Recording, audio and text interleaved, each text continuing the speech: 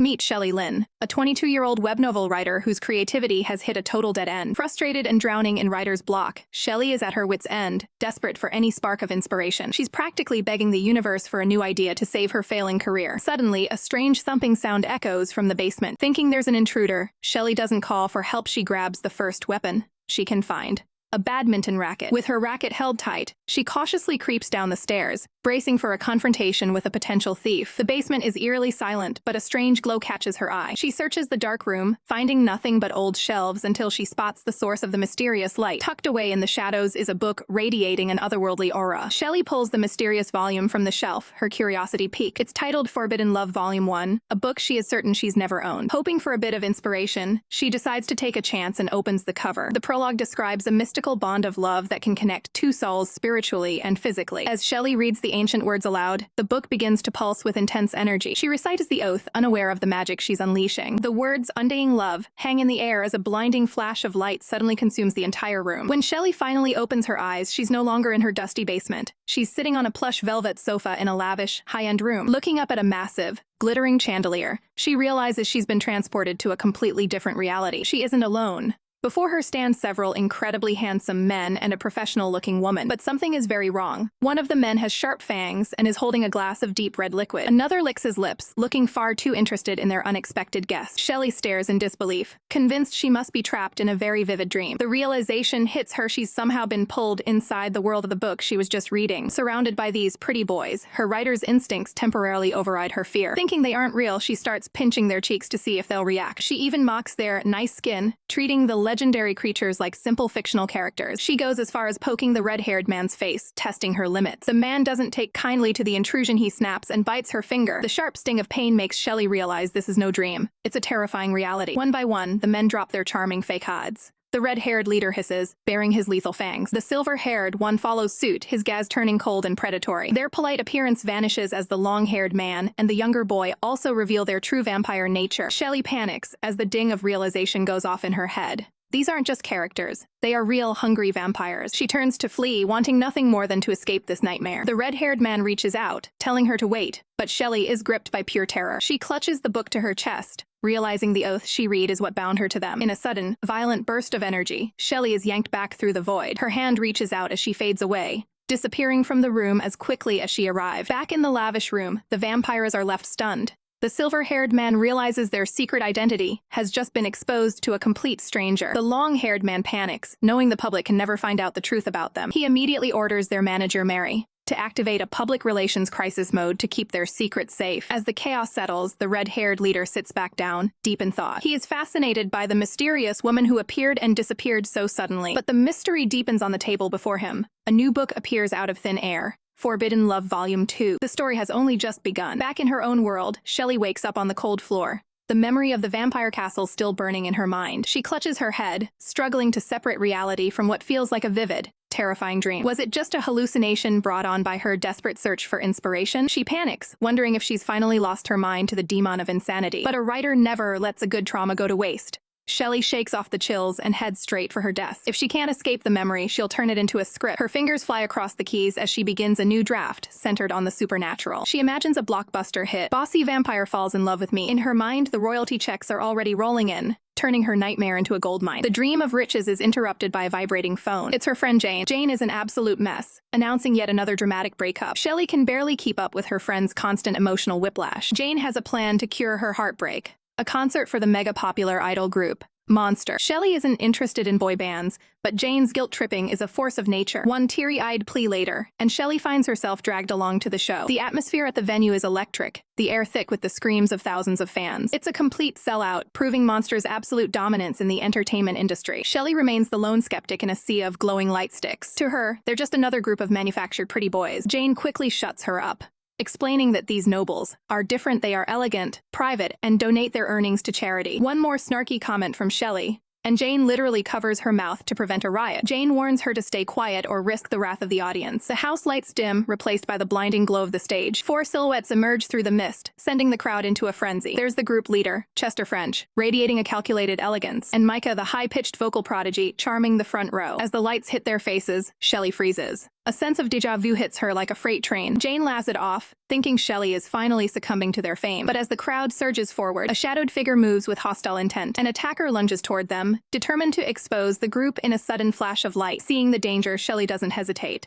She shoves Jane out of the line of fire. The two girls tumble to the ground as chaos erupts around them. In the scuffle, a single drop of blood is spilled. The attacker vanishes into the crowd, leaving Jane shaken but unharmed. But Jane notices something wrong. Shelley is bleeding. Shelley tries to play it cool, dismissing the wound as a minor scratch. But something is happening deep inside her. Her vision blurs, and a piercing light flashes in her eyes. A sudden, agonizing pain seizes her heart, tied to a mysterious magical bond that demands a heavy price. On stage, the performance grinds to a halt. The idol's expressions turn sharp as a familiar scent cuts through the air. They recognize it instantly. The woman who vanished from their castle is in the building, and her blood has just signaled her location to the very monster she tried to escape. On stage, the performance takes a dark turn as Louis suddenly clutches his chest in agony, his heart racing with an unnatural rhythm. Down in the pit, chaos erupts as a crazed hater brandishes a blade, threatening to expose the idol's true nature to the world. Louis's eyes flare a menacing crimson, his predatory instincts triggered by the blatant challenge on his own turf. Before the attacker can strike again, a mysterious crackle of energy ignites on his jacket. Flames erupt instantly, sending the assailant into a panicked scream as the fire takes hold. The audience descends into a frenzy, fans trampling over each other to escape the sudden inferno. Amidst the stampede, Jane desperately dials for an ambulance, cradling a wounded and weakening Shelley. Back on the stage, the group rushes to Louis's side as he collapses under the weight of a sudden spiritual backlash. Despite the pain, Louis commands his team to ignore him and prioritize containing the riot. Chester acknowledges the order with a cold, calculated gaze, ready to deploy his own supernatural toolkit. He channels his energy into a single focal point, gathering a frost-like aura in his palm. In an instant, the attacker is flash-frozen where he stands, his body encased in ice and his movements completely halted. The surrounding fans stop in their tracks, baffled by the impossible sight of the hater, turned into a human statue. Security wastes no time, hauling the immobilized troublemaker away as the situation finally stabilizes. One of the members scoffs, dismissing the threat as nothing more than a delusional anti-fan. But his relief is short-lived when he realizes Louis is far from recovered. Louis is coughing up blood, his connection to Shelley's injury causing his physical form to rapidly deteriorate. The youngest member panics, offering his own blood to stabilize Louis's failing condition. But Louis has a different target in mind, his heavy boots hitting the stage floor with a decisive thud. He leaps into the crowd, ignoring his bandmates' confused shouts as he hunts for the source of his pain. He moves through the crowd like a predator, feeling an irresistible, magnetic pull toward the bleeding girl on the floor. Without a word, he lunges forward and seizes Shelley's arm, his grip like iron. He drags the terrified writer behind the heavy stage curtains, silencing her protests with a cold, sharp command. He shoves her against the wall, cutting off any hope of escape. Shelley trembles and cries out for help, but she's trapped between the wall and a monster. Louis stares into her eyes, his thirst and the magical bond reaching a breaking point. He leans in close, the scent of her blood overwhelming his remaining human facade. His fangs extend, glinting in the dim light as he prepares to stabilize their shared life force. He sinks his teeth into her, a desperate supernatural first aid to stop the bleeding and the agonizing bond. As the truth finally clicks, Shelley gasps out the one word she never thought she'd say for real: vampire. Backstage, the chaotic energy of the concert riot is replaced by a chilling silence as Louis sinks his fangs into Shelley's neck, the sharp sting of the bite marking a point of no return for them both. As he pulls away, the color drains from Shelley's face, her body trembling from the shock of the encounter. Louis stares at her with a heavy, contemplative gaze, realizing that her presence somehow dulls the agonizing pain he was feeling. The truth hits Shelley like a freight train. She isn't just dealing with a cold-hearted idol. She was just fed upon by a literal vampire. Her mind fractures under the weight of the impossible reality, her voice barely a whisper as she stammers out the word. Before she can process another thought, her world goes black, and she collapses right into Louis's arms. Louis looks down at her unconscious form with a dismissive scowl, muttering rubbish at the inconvenience of her fainting. The door suddenly swings open, interrupting the tense moment. A blonde woman rushes in, reporting that mysterious men in black have successfully extracted the frozen attacker from the venue. Lou's expression hardens. He knows that anyone capable of rescuing someone from Chester's ice magic is no ordinary hater. The woman hands him a discarded phone found at the scene, its screen still glowing. Louis takes the device, his eyes narrowing as he inspects the evidence. On the screen, a menacing bat emblem is displayed alongside a cryptic, threatening message. Darkness comes. Infuriated by the blatant provocation, Louis's grip tightens until the screen shatters under his supernatural strength. He storms out of the dressing room, his eyes burning with a predatory fire as he declares that no one challenges him on his own turf. He commands the woman to head back to their stronghold, making it clear that this brewing war is far beyond her pay grade. Under the cover of night, the scene shifts to a foreboding, Gothic castle looming over the landscape. Inside, Shelley finally stirs, waking up on a plush red sofa, her head spinning. She's met with the curious, wide-eyed stare of a young blonde boy named Micah,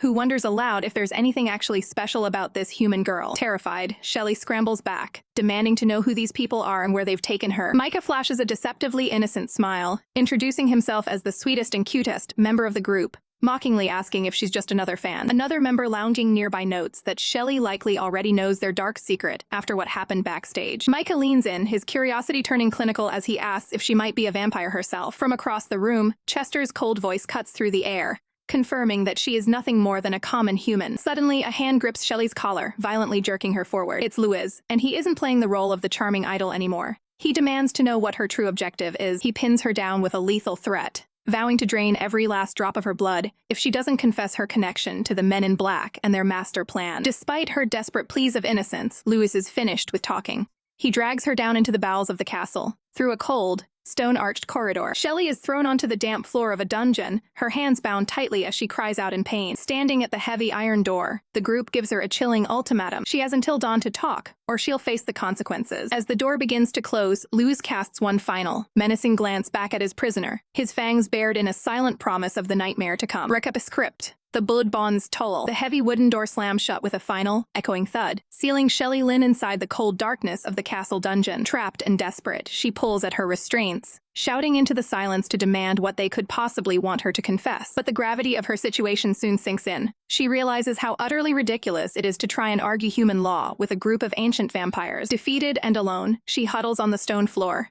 her body finally giving way to the crushing weight of exhaustion and hunger. Just as she begins to drift, a sharp, searing jolt of pain snaps her back to consciousness. The door creaks open again, and Louis steps into the cell, his presence radiating a cold, suffocating intensity. He looms over her. But even in her weakened state, Shelley glares back, warning him that she isn't an easy target and he'd be wise not to cross her. However, Louis isn't himself. Beads of sweat roll down his face, and his fangs are bared as he demands to know what kind of spell she's cast on him. Suddenly, he lunges forward, pushing her back against the floor with overwhelming force. Shelley gasps, pinned against the cold stone as she looks up into his frantic eyes. She struggles with everything she has, screaming for him to let her go. But Louis is immovable, pinning her wrists down in a vice-like grip to keep her still. He's panting heavily, his expression a chaotic mix of confusion and physiological distress. Shelley's heart races as she whispers, "What are you trying to do?" As he leans closer, a violent thumping echoes through both of them, a synchronized, rhythmic pulse as the blood bond between them flares to life. Louis recoils slightly, his eyes wide with shock as he feels a sensation he can't explain. He stands over her, clutching his chest and reeling from the surge of energy passing between them. Determined to maintain his cold exterior, he dismisses the experience as a mere hallucination. He turns his back on her and walks toward the exit, completely ignoring Shelley's weak, fading plea for help. Her vision begins to swim, the world turning gray as her strength completely evaporates. Darkness finally takes over, and she slips into a deep, forced sleep. Sometime later, a new figure enters the dungeon carrying a tray. It's Chester, the ice user,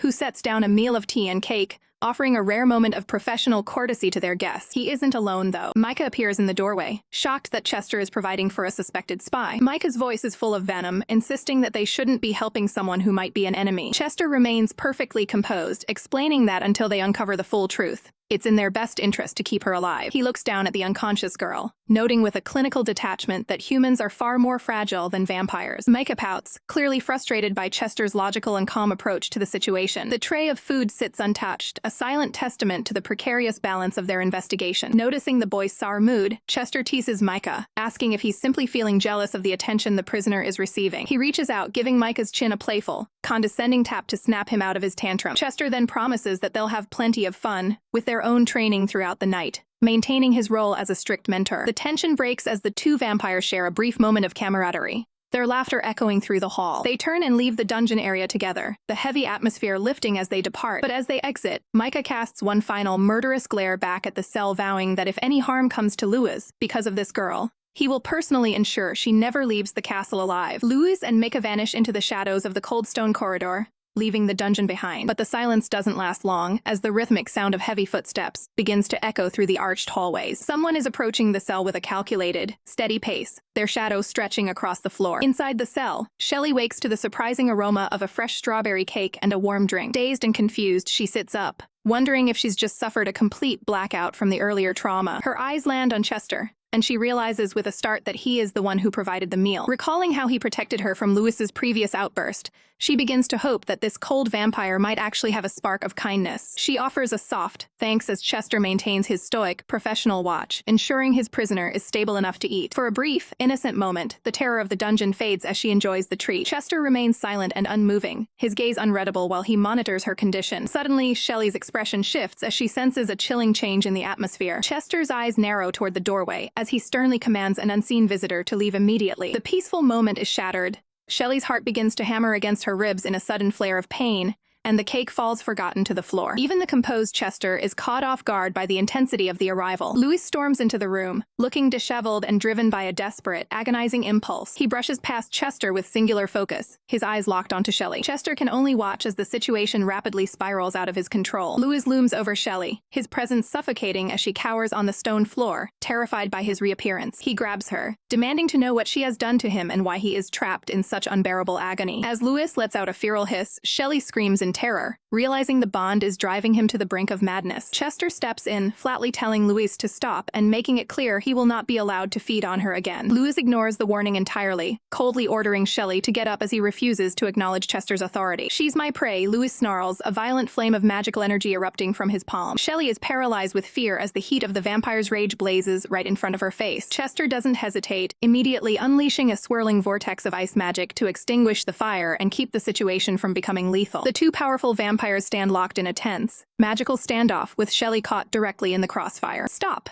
Both of you!" A voice rings out as the rest of the household arrives to intervene before the dungeon is destroyed. Mary steps forward with a stern expression, scolding Louis and reminding him that feeding on her twice in one day is a violation of their noble principles. As Louis struggles with his feral instincts, Micah tries to intervene, suggesting that if Louis is truly hungry, there are ways to fix it without causing a scene. But Louis isn't in the mood for logic, his eyes flashing with a predatory rage as he declares he doesn't need reminders, he just wants to punish the girl for the state he's in. He storms away, leaving a heavy, suffocating tension in the air. The dim lights of the manor offer no comfort as the situation spirals into the unknown. Louis paced the stone corridors alone, his mind racing as he wonders how he could have lost control of his own refined instincts so easily. Suddenly, a sharp, agonizing sensation hits him, a localized chest pain that stops him in his tracks. At the exact same moment, Shelley collapses in another part of the manor, clutching her heart as if she's been struck. She gasps for air, the pressure in her chest becoming unbearable. Chester rushes to her side, realizing that the blood bond is far more complex than a simple feeding urge. He urgently calls for Micah to find Louis and bring him here immediately. Louis reappears shortly after, looking just as rattled as he demands to know what's going on. He steps forward, his boots clicking against the stone floor with heavy, rhythmic intent. He pulls Shelley close, and the moment they are in physical proximity,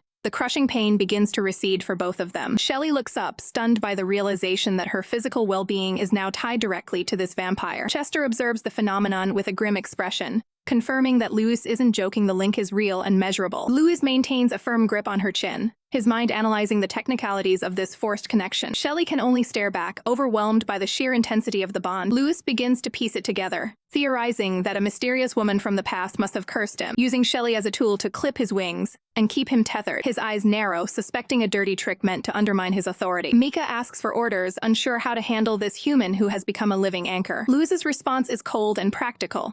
They will simply treat her as an extra blood bag to keep the pain at bay. He bares his fangs, ready to secure the bond through feeding, but Shelley cries out, claiming she knows the real solution to their problem. She trembles in her pajamas, trying to find the words to save herself from becoming a permanent source of nourishment. Louis pauses his advance, his hand lingering near her as he waits for her to speak her piece. Shelley gasps for breath, insisting that she wasn't sent by anyone, and that she's caught in this mess just as much as he is. She stands her ground, arguing that if her goal was to torture him, her captors would have hidden her away rather than presenting her directly to him. Her voice is filled with desperate logic as she tries to prove she isn't a spy. Louis watches her intently, his suspicion warring with the undeniable truth of her words. Shelley points out the obvious. Sharing his pain isn't exactly a good deal for a normal human like her, so why would she choose this? Micah remains unconvinced, his glare filled with deep skepticism. He shouts in frustration, unable to grasp how a human could be experiencing the same internal agony as a vampire noble. Chester steps in to calm the young vampire, noting that Shelley seems to be just as much of a victim in this supernatural entanglement. Micah isn't buying it, convinced that Shelley must have been the one to cast the curse in the first place. Chester's brow furrows as he considers the mystery. The group's focus shifts back to the most important question.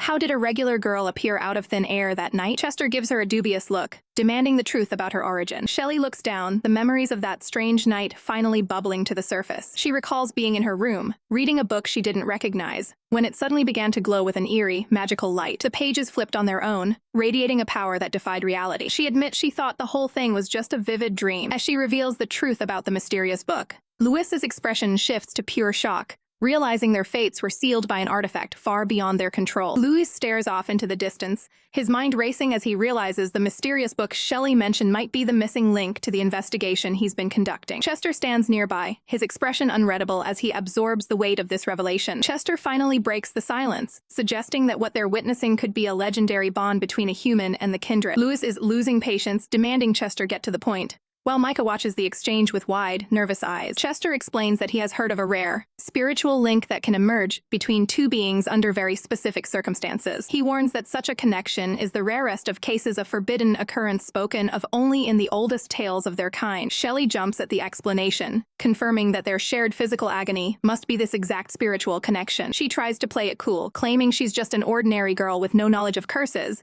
but Luz isn't buying her act for a second. Internally, Shelley admits she's totally bluffing, wishing she actually had the power to subdue her captors. She pivots, trying to frame their predicament as a twist of fate that they should all just accept. While the three vampires stand in a stunned silence, Shelley attempts a slow, cautious retreat toward the exit. She flashes a nervous smile, suggesting they all just move on, as she inches away. But she doesn't get far. Louis's heavy boots click against the stone, cutting off her escape. He looms over her, his shadow casting a cold chill as Shelley's confidence instantly evaporates. He grabs her arm firmly, causing her to cry out in sudden pain. Louis sneers, asking if she's truly that eager to have her blood drained. Desperate, Shelley explains the technicality she discovered. As long as they maintain a specific proximity, the heart-stabbing pain vanishes entirely. Louis is momentarily impressed by her observation skills, but he maintains his threatening demeanor, telling her the pain would stop permanently if he just finished his meal. Before he can act, a hand rests on his shoulder. Chester intervenes with cold authority, reminding Louis that Shelley is not his prey and shouldn't be treated like a mere resource. He points out that others are watching, and they must maintain a level of decorum. Shelley quickly proposes a compromise. They keep a strictly professional distance of 1 meter to prevent the pain, avoiding any need for blood-sucking. Louis steps closer, his boots closing the gap as he tests the boundary. He stares her down, demanding to know exactly how much space she needs. Shelley nervously calculates, settling on a 1 meter radius to ensure they both stay pain-free. Louis's expression turns predatory as he agrees to the terms, but with a crushing condition. From this moment on, Shelley is tethered to him.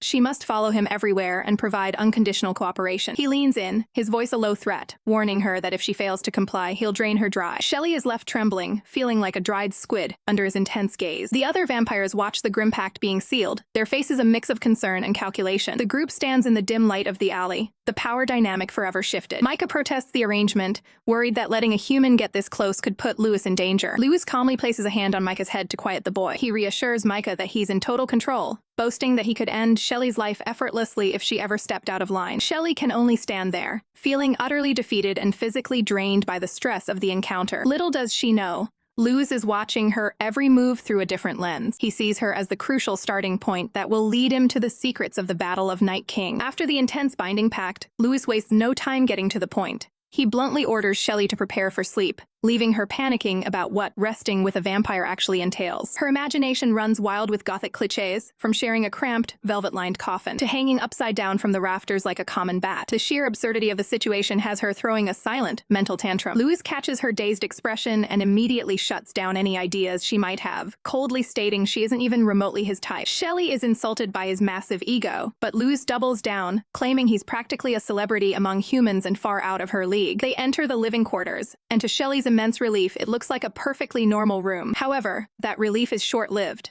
There is only one bed, and the strict 1 meter proximity rule means they are forced to share it. Louis begins to prepare for rest with clinical indifference, mocking Shelley's hesitation and asking if she needs a lesson on how to simply lie down. As they stand at the edge of the bed, the atmosphere shifts. Shelley recoils in fear, but Louis isn't looking for a companion. He is fighting a primal, biological hunger. His focus zeroes in on her pulse, his own heart racing as the vampire's thirst for blood begins to take over. It's a physical struggle to maintain his composure as his instincts scream for him to feed. Seeing her look so small and vulnerable, Louis forces himself to regain control. He knows he has already drained her energy enough for one day, and strictly suppresses the urge for her safety. He takes his place on the bed and demands she join him immediately. Despite her obvious nerves, Lewis makes the objective clear. This is about maintaining the bond so he can monitor her every move. Night falls over the estate and a long bolster pillow serves as a makeshift border between them. Shelley lies awake, watching him intensely, wondering how long he can maintain this facade of sleep. Deciding to take a massive risk, she waits until his breathing evens out to make a move. She carefully pokes him to ensure the vampire idol is truly unconscious. Thinking she has a narrow 2-minute window before the proximity bond reacts, she tiptoes toward the door, desperate for a moment of freedom. She manages to slip out into the hallway, believing she's made a clean getaway. But back in the room, Luz opens a single calculating eye. He's been awake the whole time, watching her trap herself. Shelley cautiously reaches for the handle, her heart racing as she tests her luck. She's on high alert, praying she doesn't trigger the proximity curse. Success! The door swings open to reveal a pristine, sparkling bathroom. It's a massive relief for Shelley, who desperately needed a moment of peace. She admits to herself that if it weren't for the physical pain of the tether, returning to Lewis would be the last thing on her to-do list. Suddenly, she freezes. She realizes something impossible. She's feeling perfectly fine. The agonizing chest pain hasn't kicked in. Overjoyed by this potential loophole in the bond, she celebrates her discovery. But the victory is short-lived as she walks right into a very awake and very annoyed Lewis. He demands an explanation for her using his private bathroom without notice. Shelley quickly explains it was an emergency, but more importantly, she's found a major flaw in their spiritual bond. Lewis is skeptical, growling for her to get to the point. She points out the technical reality. She was definitely more than 1 meter away while in the bathroom. She felt zero pain, and she's certain he didn't feel any either. Lewis is caught off guard, forced to process this data. Shelley reminds him that right before she left the bed, she had initiated physical contact. Lewis grumpily accuses her of being bold and taking advantage of his sleep, but she clarifies it was merely a strategic fingertip touch. Confused, she asks if he was even sleeping at all. They lock eyes, the atmosphere turning tense. Lewis admits he was actually focused on analyzing whether she had a hidden plot rather than resting. They reach a technical hypothesis. Physical contact might temporarily grant immunity to the distance limit. Shelley is eager to test this theory to confirm how long the immunity lasts. But as she reaches out to touch him again, Lewis recoils in pure horror. He realizes she just came from the bathroom and didn't stop to wash her hands. Realizing he's a total clean freak, Shelley decides it's time for some payback. She lunges at him, determined to rattle his composure. Lewis tries to block her, but the struggle results in both of them tumbling onto the bed. As they land in a tangled, chaotic mess, the situation looks incredibly awkward. Right on cue, the door bursts open. Micah screams, "Molester!" at the top of his lungs. He's convinced Shelley is trying to seduce Lewis and threatens to kick her butt for her bad behavior. A heavy, awkward silence falls over the room. Shelley tries to laugh it off, apologizing for the misunderstanding. Lewis tells Micah to get up, insisting the whole thing was just a clumsy mistake. But Micah isn't backing down. He insists on staying in the room to guard Lewis from any more tricks. Micah is fuming, but Shelley just smiles, finding the young vampire's protectiveness amusing. Micah then tries to climb into bed with Lewis, but Lewis gives a firm, immediate no. This completely breaks Micah's spirit, and he starts tearing up, dramatically asking if Lewis really prefers this bad woman over him. Lewis takes a moment to remember Shelley's chaotic, limb-flailing sleeping habits. He looks at the weeping Micah, and then makes his choice. Despite the mess, he'd rather deal with Shelley's antics than Micah's clinginess. He stands his ground with a definitive yes. Shelley and Micah are left reeling, staring at each other in absolute disbelief. Shelley's mind is racing. She can't wrap her head around the fact that Lewis actually chose her company over his longtime companion. Micah, however, is far from confused. He's livid. He pins the blame squarely on Shelley, demanding to know what she did to enchant Lewis and make him break their routine. Shelley can only stammer out a confused defense, having no idea why the vampire idol is acting this way. Micah isn't buying it, pointing a trembling finger as he vows to make her pay for interfering with his bond with Lewis. Suddenly, a hand snatches Micah by the back of his hoodie mid-tantrum. It's Lewis, looking completely unbothered as he lifts the smaller vampire off the ground like a stray kitten. Without a second thought, Lewis unceremoniously tosses the protesting Micah right out of the room. Micah hits the hallway floor hard, his pride wounded more than his body. Tears well up in his eyes as the reality of the rejection sinks in. He lets out a dramatic, heartbroken wail that echoes through the entire building,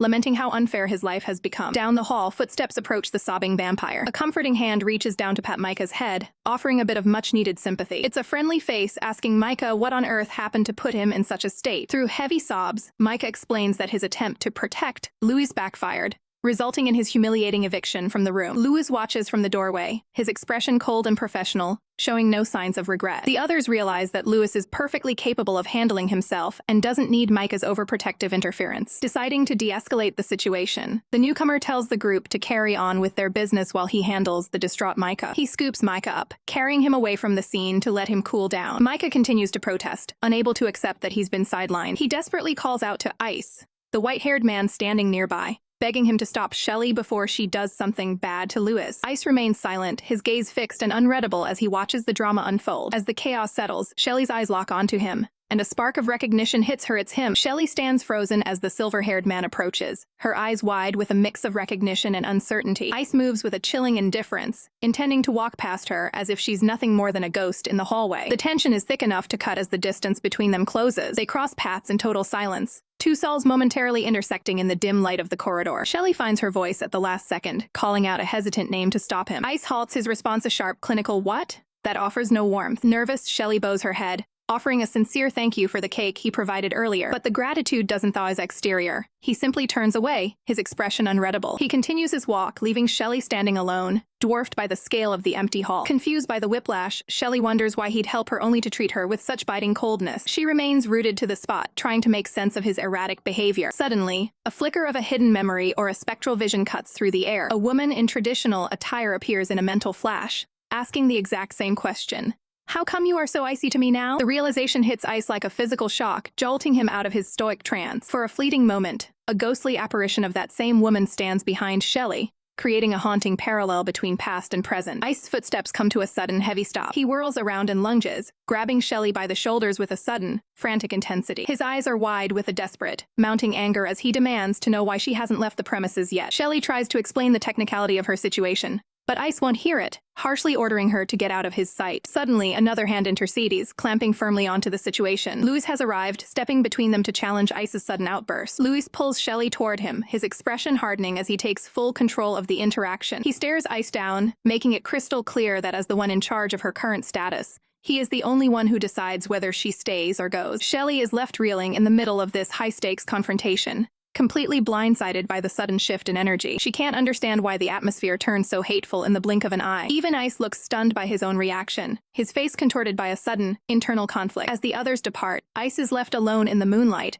haunted by an uncontrollable surge of revulsion that he can't even begin to explain. Mary storms into the room, her face tight with urgency as she looks for the team. She finds the house unusually quiet as she steps into the main hall. The rest of the group is already gathered for breakfast, seemingly unbothered. Slamming her hands onto the table, Mary demands to know exactly where Louis is hiding. Ice remains perfectly composed, casually mentioning that the star is still upstairs. Micah doesn't hold back his frustration, telling Mary she needs to get a handle on Louis immediately. He's even skipped the morning briefing just to stay by Shelley's side. Ice gazes out the window, the thought of Shelley weighing heavily on his mind. Even as he eats, he can't shake the feeling that she is both strangely familiar and a complete enigma. Disgusted by the situation, Mary marches toward the stairs, determined to end this. She reaches the master suite and barks an order for Louis to come out at once. For a heartbeat, the doors remain closed. Then Shelley opens them, quietly informing the agent that Louis is ready to see her. Mary's eyes narrow with suspicion. She steps inside, her mind reeling at the fact that they've spent the entire night in the same room. Inside, Louis is reclining, looking completely unfazed by the brewing storm. Mary doesn't hold back, throwing her phone onto the bed like a weapon. The hot topics are a nightmare.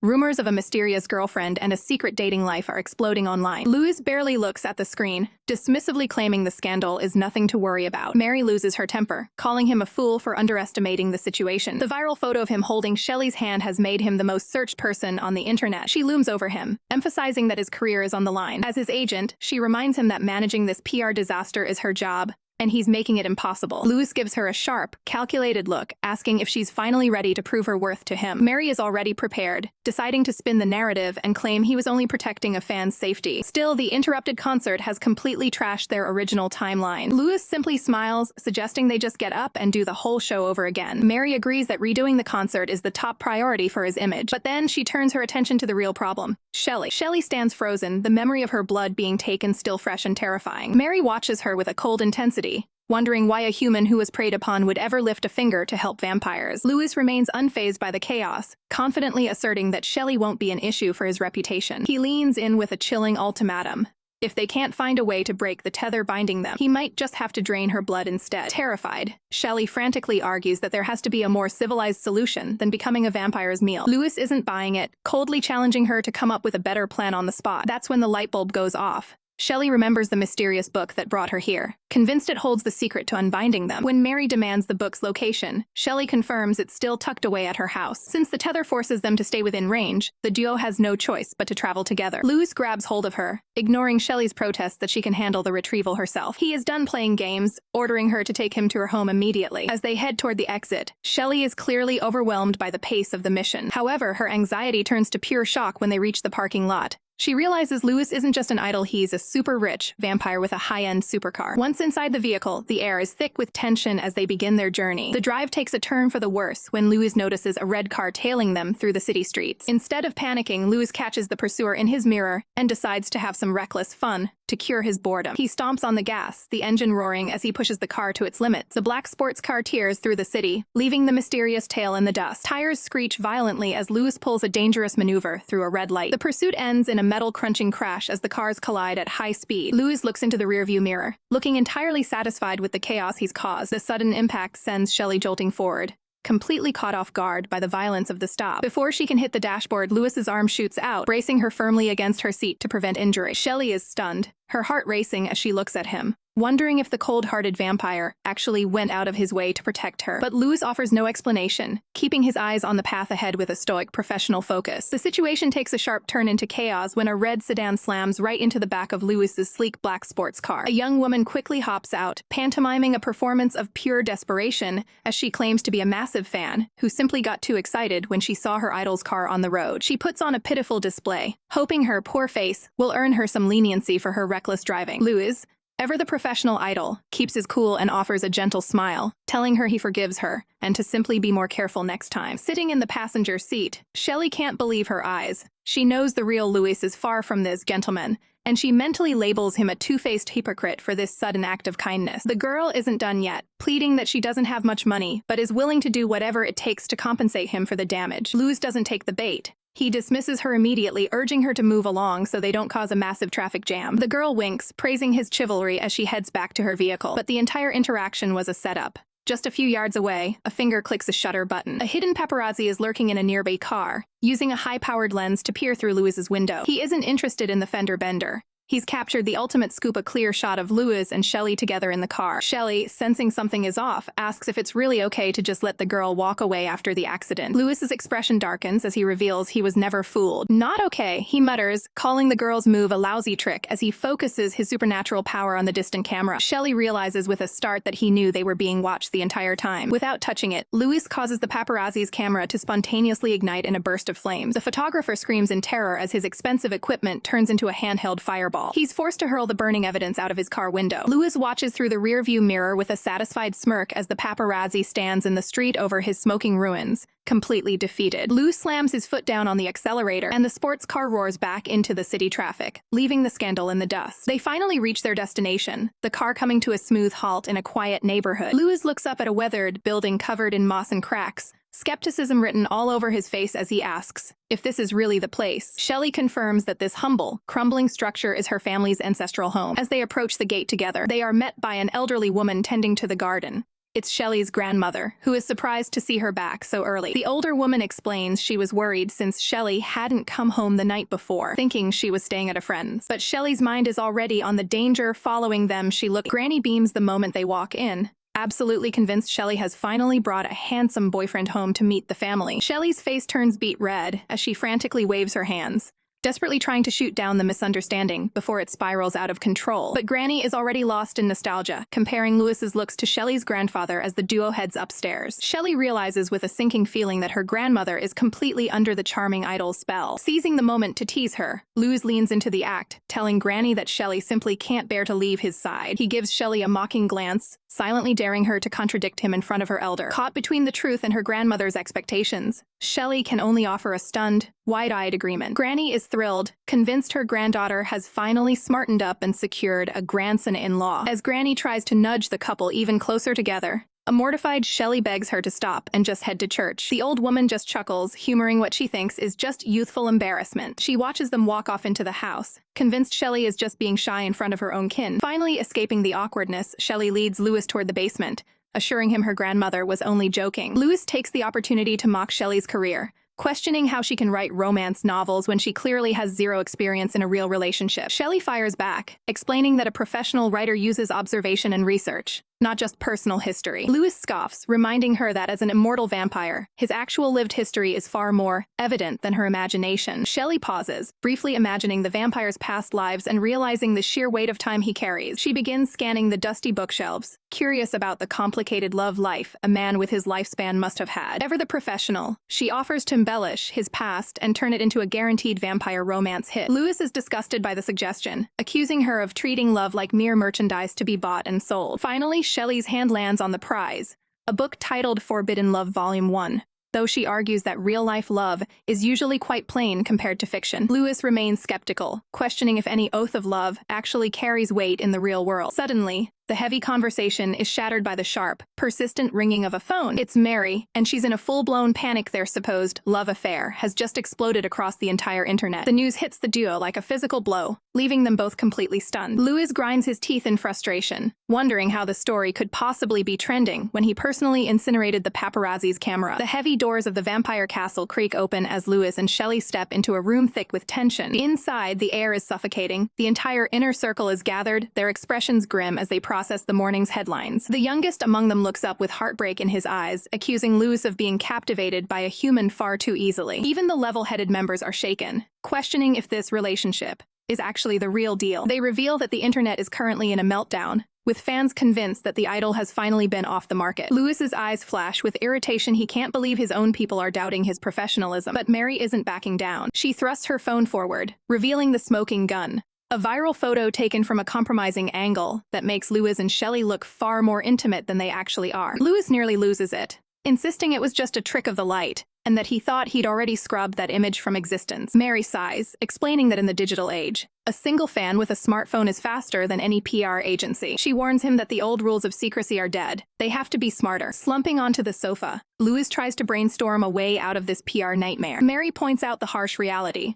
Labeling Shelley as a mere fan didn't work, and calling her an assistant hasn't stopped the trolls from attacking her for being an ordinary girl. To the fans, she's just a stranger who doesn't belong in Lewis's world. However, Ice suddenly speaks up, his voice calm but firm, reminding everyone that Shelley is anything but ordinary. He believes that no one deserves to be dismissed so easily. Lewis suddenly stands, a sharp plan forming in his mind. He decides they need to lean into the narrative, but with a professional twist. To the confusion of the group, he announces they are going to prove her worth. He clarifies that Shelley needs to be seen strictly as his personal assistant in a high-profile setting. He has a cover shoot for a major magazine scheduled for that afternoon, and Shelley will be right there by his side, performing her duties for the world to see. Mary agrees, showing her at work is the only way to kill the dating rumors once and for all. They arrive at a massive, glass-fronted studio. Mary explains that MK Fashion magazine is a top-tier publication, but there's a catch. Because the shoot was rushed, Lewis will have to share the studio with another rising boy band. As they walk through the halls, Shelley is incognito in a cap, playing the part of the diligent worker. Lewis doesn't care who else is there. He just wants to get the job done. They push through the studio doors, immediately drawing the eyes of everyone inside. The staff whispers in awe at Lewis's natural charisma, while others wonder if the girl in the cap is truly his new PA. Under the bright lights and the constant click of the camera, Lewis shifts idol mode, looking effortlessly cool while Shelley stands by, holding the lighting equipment and staying focused on the task at hand. Shelley watches him work, realizing for the first time just how much pressure he carries as a public figure. The photographer captures the perfect balance of professional idol and his hard-working assistant. Mary wastes no time, immediately uploading these behind-the-scenes, professional shots to the internet to flip the script. The shoot is a massive success, and the photographer is thrilled with the results. Mary gives Shelley a nod of approval, noting that the situation is finally settling down. Lewis tells Shelley to head back to the castle, while he finishes the final paperwork. But as they prepare to leave, the atmosphere shifts.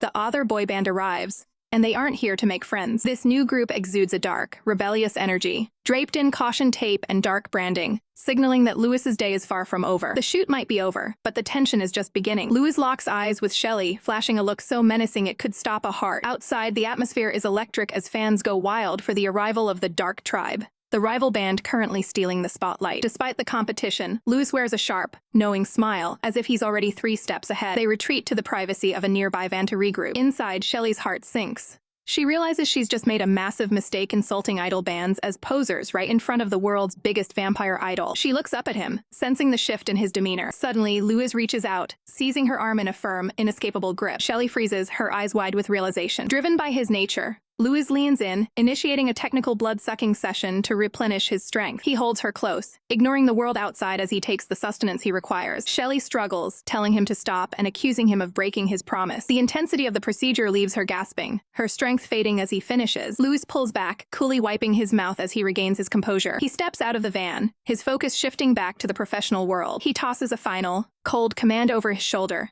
Stay put. As he walks away toward the studio, Shelley is left alone in the back of the vehicle. But Shelley isn't about to play the damsel. She decides that now is the perfect moment to make her grand escape. However, as she tries to stand, the world begins to tilt. The blood loss hits her hard, leaving her dizzy, weak, and completely incapacitated. The sun begins to set over the city, and the sky turns a deep, bruised purple as she loses consciousness. Eventually, she stirs with a faint groan. She looks up, startled to find she's no longer alone. A mysterious figure from the rival band stands over her, peering into the van with a chillingly calm expression. He recognizes her immediately, noting that while Louis is busy with his final shoots, his sweetie of a PA is left all by herself. Shelley is caught off guard when a mysterious woman approaches, claiming that Louis sent her to fetch the PA. The woman urges her to hurry, explaining they didn't have time to call ahead, and that she needs to get inside the vehicle immediately. Trusting the message, Shelley hops into the back of the van, expecting to be reunited with the team. The van doors close, and from the outside, everything looks like a routine pickup. But as Shelley steps out of the vehicle moments later, the atmosphere shifts. She looks around the deserted area in total confusion,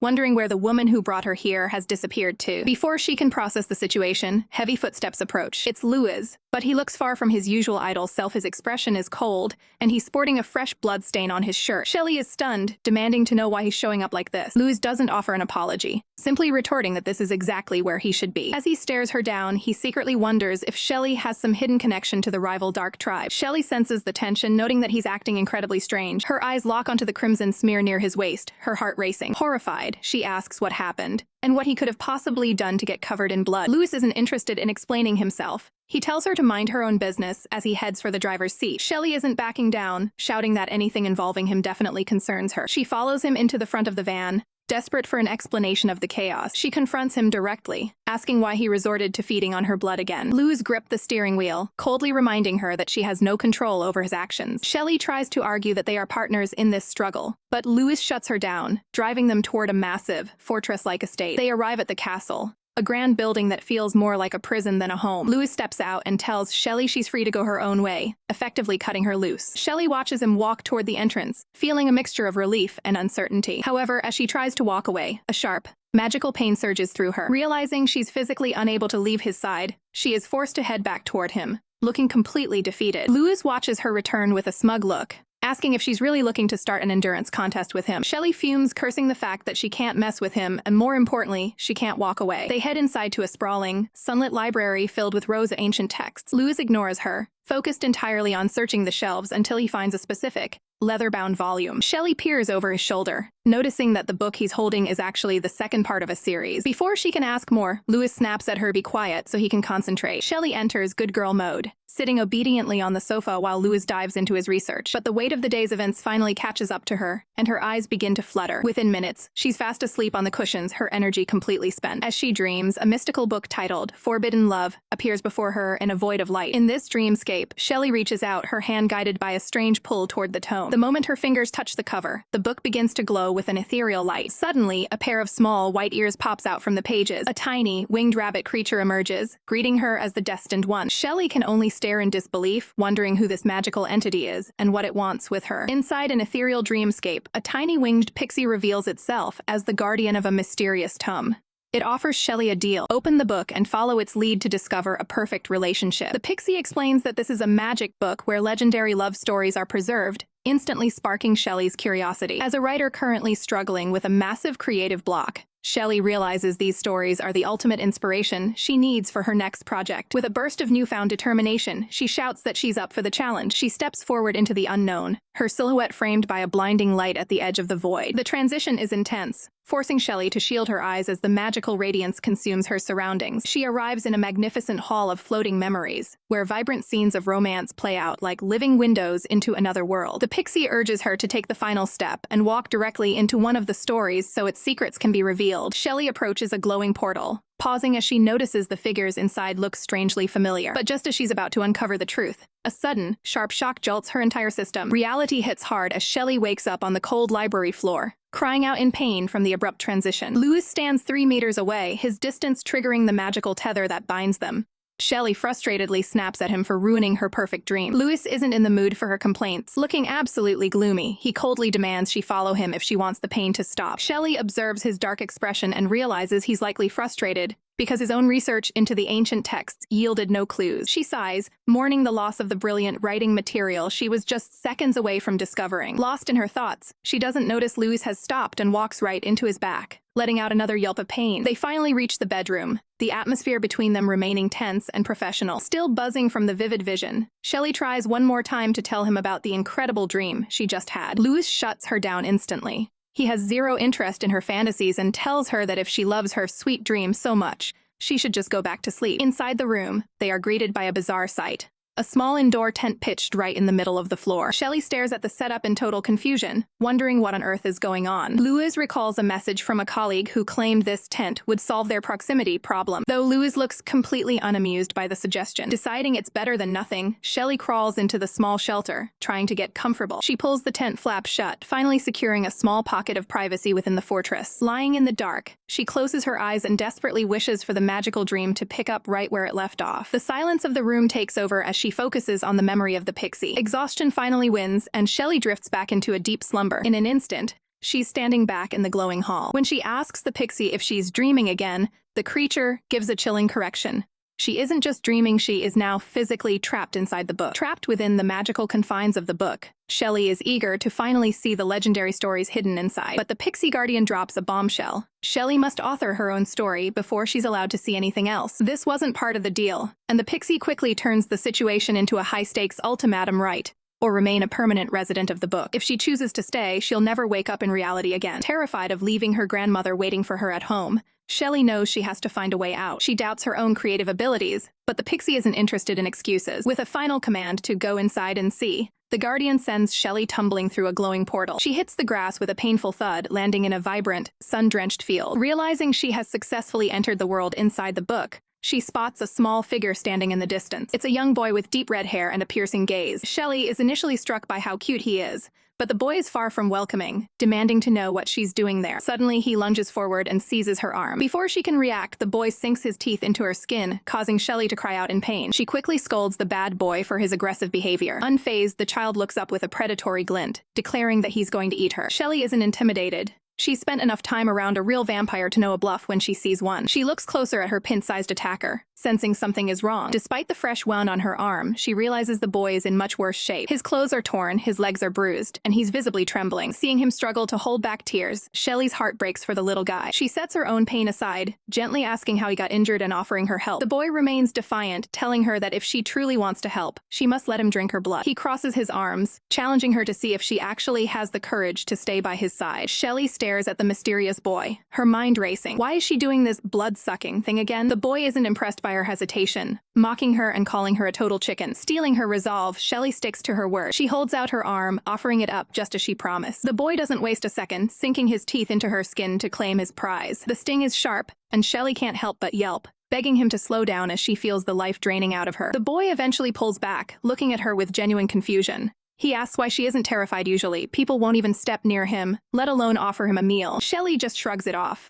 She knows someone way scarier than a little kid. When the boy asks if this mystery person is also a kindred or vampire, Shelley shuts it down instantly. She's not in the mood to talk about that annoying guy back in the real world. She turns the tables, asking the boy the one question that's been bugging her. Why is he so badly hurt? The boy's expression darkens, and he falls into a heavy silence, clearly hiding a painful past. Shelley realizes she's hit a nerve and tells him to suit himself if he's not ready to talk. Feeling indebted, the boy's pride flares up. He insists her help won't be in vain. He looks her in the eye and makes a bold claim. Make a wish.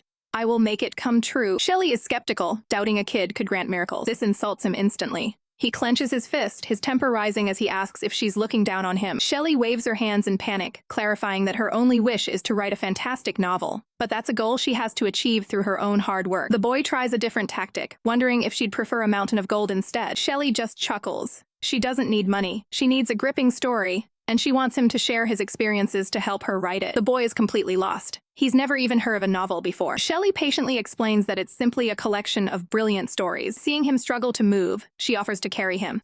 He immediately bristles, reciting his father's stern rule that they must never show weakness. Shelley reframes the offer, suggesting they just help each other out. If he acts as her guide, it's not weakness, it's teamwork. Finally, the boy relents. He leans against her shoulder as she prepares to lift him. With the boy secured on her back, Shelley begins the long trek across the plains, ready to find the story that will lead her home. To craft a truly legendary story, Shelley knows she must first master the geography of this strange new world. As she treks forward with the red-haired boy on her back, he grows suspicious, demanding to know how a total stranger like her ended up in his territory. Caught off guard, Shelley tries to play it off with a nervous laugh, claiming she simply fell straight out of the sky. The boy isn't buying the fantasy for a second, narrowing his eyes as he calls out her ridiculous story. Realizing she needs a better cover, Shelley pivots, telling him she hails from the distant Wan City before asking for their actual coordinates. The revelation hits her like a ton of bricks. They are in England, confirming that the book page she touched was a literal portal into another realm. The boy is baffled, having never heard of her home, and Shelley can only explain that it's a place far, far away. When he asks where she's headed next, Shelley's confidence wavers. She's a traveler with no map and no destination. Despite her own confusion, she remains a professional,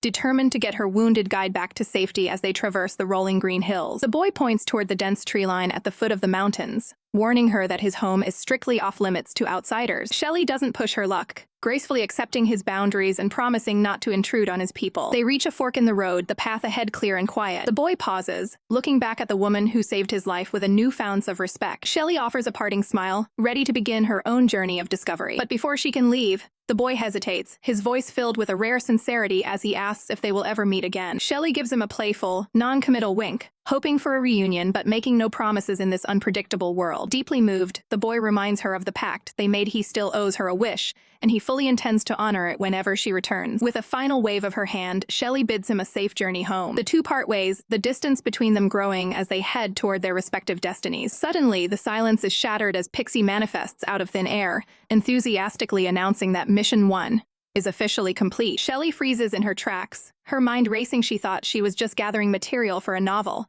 but it turns out she's playing a much more dangerous game. Just as Pixie drops the bombshell about a hidden mission, Shelley's world begins to blur, the forest fading around her. Reality strikes with a sharp poke to the shoulder as Louis stands over her, book in hand, demanding she snap out of it. Shelley blinks away the remnants of the book world, her head spinning from the sudden transition back to the real world. Before she can process the game she's supposedly playing, Louis is already on the move, ordering her to get up and follow him. She tags along, trying to reconcile the epic adventure she just had with the moody vampire idol in front of her. It all felt too real to be just a dream, but the logic of the situation doesn't add up yet. She decides to keep her mouth shut. Revealing a supernatural mission to Louis right now would only make things more complicated. Louis leads her through a set of heavy doors, his focus entirely on his next task. They enter a massive, luxurious bathroom that looks more like a high-end spa than a private residence. Confused by the late hour, Shelley questions why he needs to take a swim in the middle of the night. Louis doesn't skip a beat, preparing for a dip to cleanse himself after a long day. He vents about feeling filthy, his hygiene obsession taking center stage as he prepares for the bath. Shelley turns away,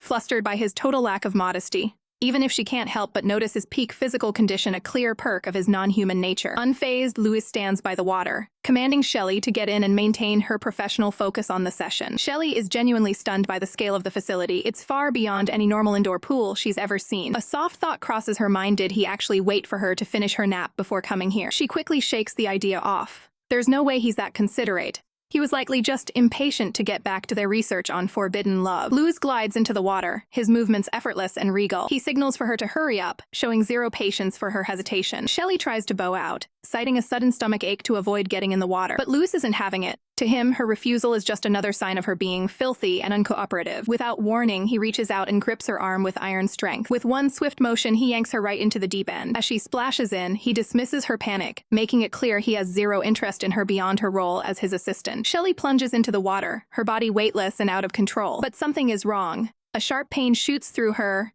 and her strength vanishes instantly. As she sinks beneath the surface, her vision begins to fade, leaving her with only a desperate plea for help. Louis is initially impatient, telling Shelley to hurry up with their research session so they can finish. Suddenly, his vampire senses spike as he catches a sharp, metallic scent in the water. Blood. Seeing Shelley losing consciousness and sinking, he lunges forward and pulls her from the depths, demanding to know what's wrong. The scent is so potent it reaches all the way to the living room, instantly alerting the other household members. Even the stoic white-haired vampire stops in his tracks, his eyes narrowing as he realizes something is very wrong. Back at the pool, Lewis realizes this isn't a typical injury and asks Shelley if her monthly cycle has started. Shelley can barely speak through the agonizing cramps, admitting the timing is terrible and the pain is far more intense than she's ever felt before. A flash of guilt crosses Lua's face as he wonders if his previous feeding sessions left her too weak to handle the physical strain. The rest of the group bursts into the room, frantic and fearing that Lewis himself has been injured. However, their concerns to absolute horror when they see Shelley's state, immediately jumping to the worst possible conclusion. They corner Lewis, demanding to know if he is the one who caused her to bleed. Enraged by what he assumes was a brutal attack, the white-haired vampire brands Lewis's behavior as absolutely outrageous. Lewis, ever the provocateur, offers a cold,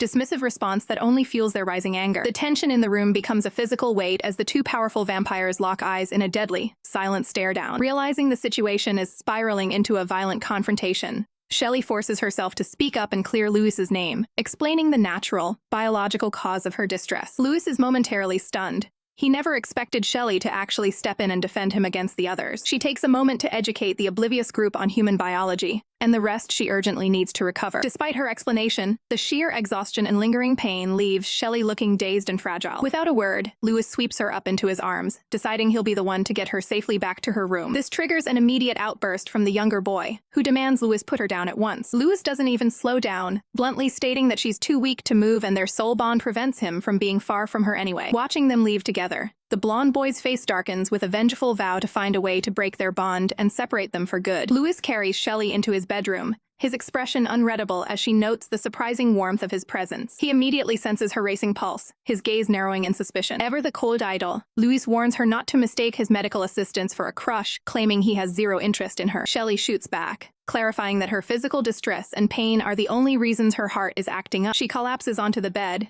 clutching her stomach as the intense pain of her recovery makes every movement a struggle. Despite his harsh words, she realizes he is hyper-attuned to her physical state. Lewis quickly changes into a robe, sternly ordering her to stay put and get enough rest. He moves to the side to prepare a warm drink, attending to her needs with surprising efficiency. He brings the cup over, masking his concern by grumbling about how much trouble she's causing him. Shelley sees through the act, knowing he's simply trying to maintain his stoic exterior while ensuring she recovers. A sudden knock at the door interrupts them as a woman calls out for Lewis. Lewis grants her entry, his tone remaining strictly professional. A blonde woman enters the room, looking completely exhausted from her recent tasks. Without a word, she approaches the bed and hands a shopping bag to Shelley. Confused, Shelley asks what this unexpected delivery is for. The woman gives a knowing wink, telling her to open it and see for herself. Inside the bag are the essential sanitary supplies Shelley needs to manage her human biology. Relief washes over Shelley as she realizes she finally has what she needs to be comfortable. The woman reveals the truth. It was actually Lewis who coordinated the entire errand. Shelley is stunned the cold vampire actually planned ahead for her personal well-being. Lewis turns away, a chibi-style blush of annoyance suggesting he's embarrassed his secret act of kindness was exposed. The woman leans in, whispering that Lewis isn't as heartless as he pretends to be. She suggests his care stems from a sense of professional responsibility and guilt over her weakened state. Fed up with the chatter, Lewis physically ushers the woman toward the exit. She waves a playful goodbye, noting how unhappy Lewis seems to be with her talking. He slams the door shut, muttering about how talkative she is. He turns back to his patient, his expression softening as he checks on her. Finally exhausted, Shelley drifts into a deep, restorative sleep on his bed. Lewis carefully adjusts the covers, ensuring she stays warm and protected throughout the night. He sighs, lamenting the fragility of the troublesome human he's now soul-bonded to. His attention turns to the mysterious, forbidden love book sitting nearby. He sits on the edge of the bed and begins to study the text,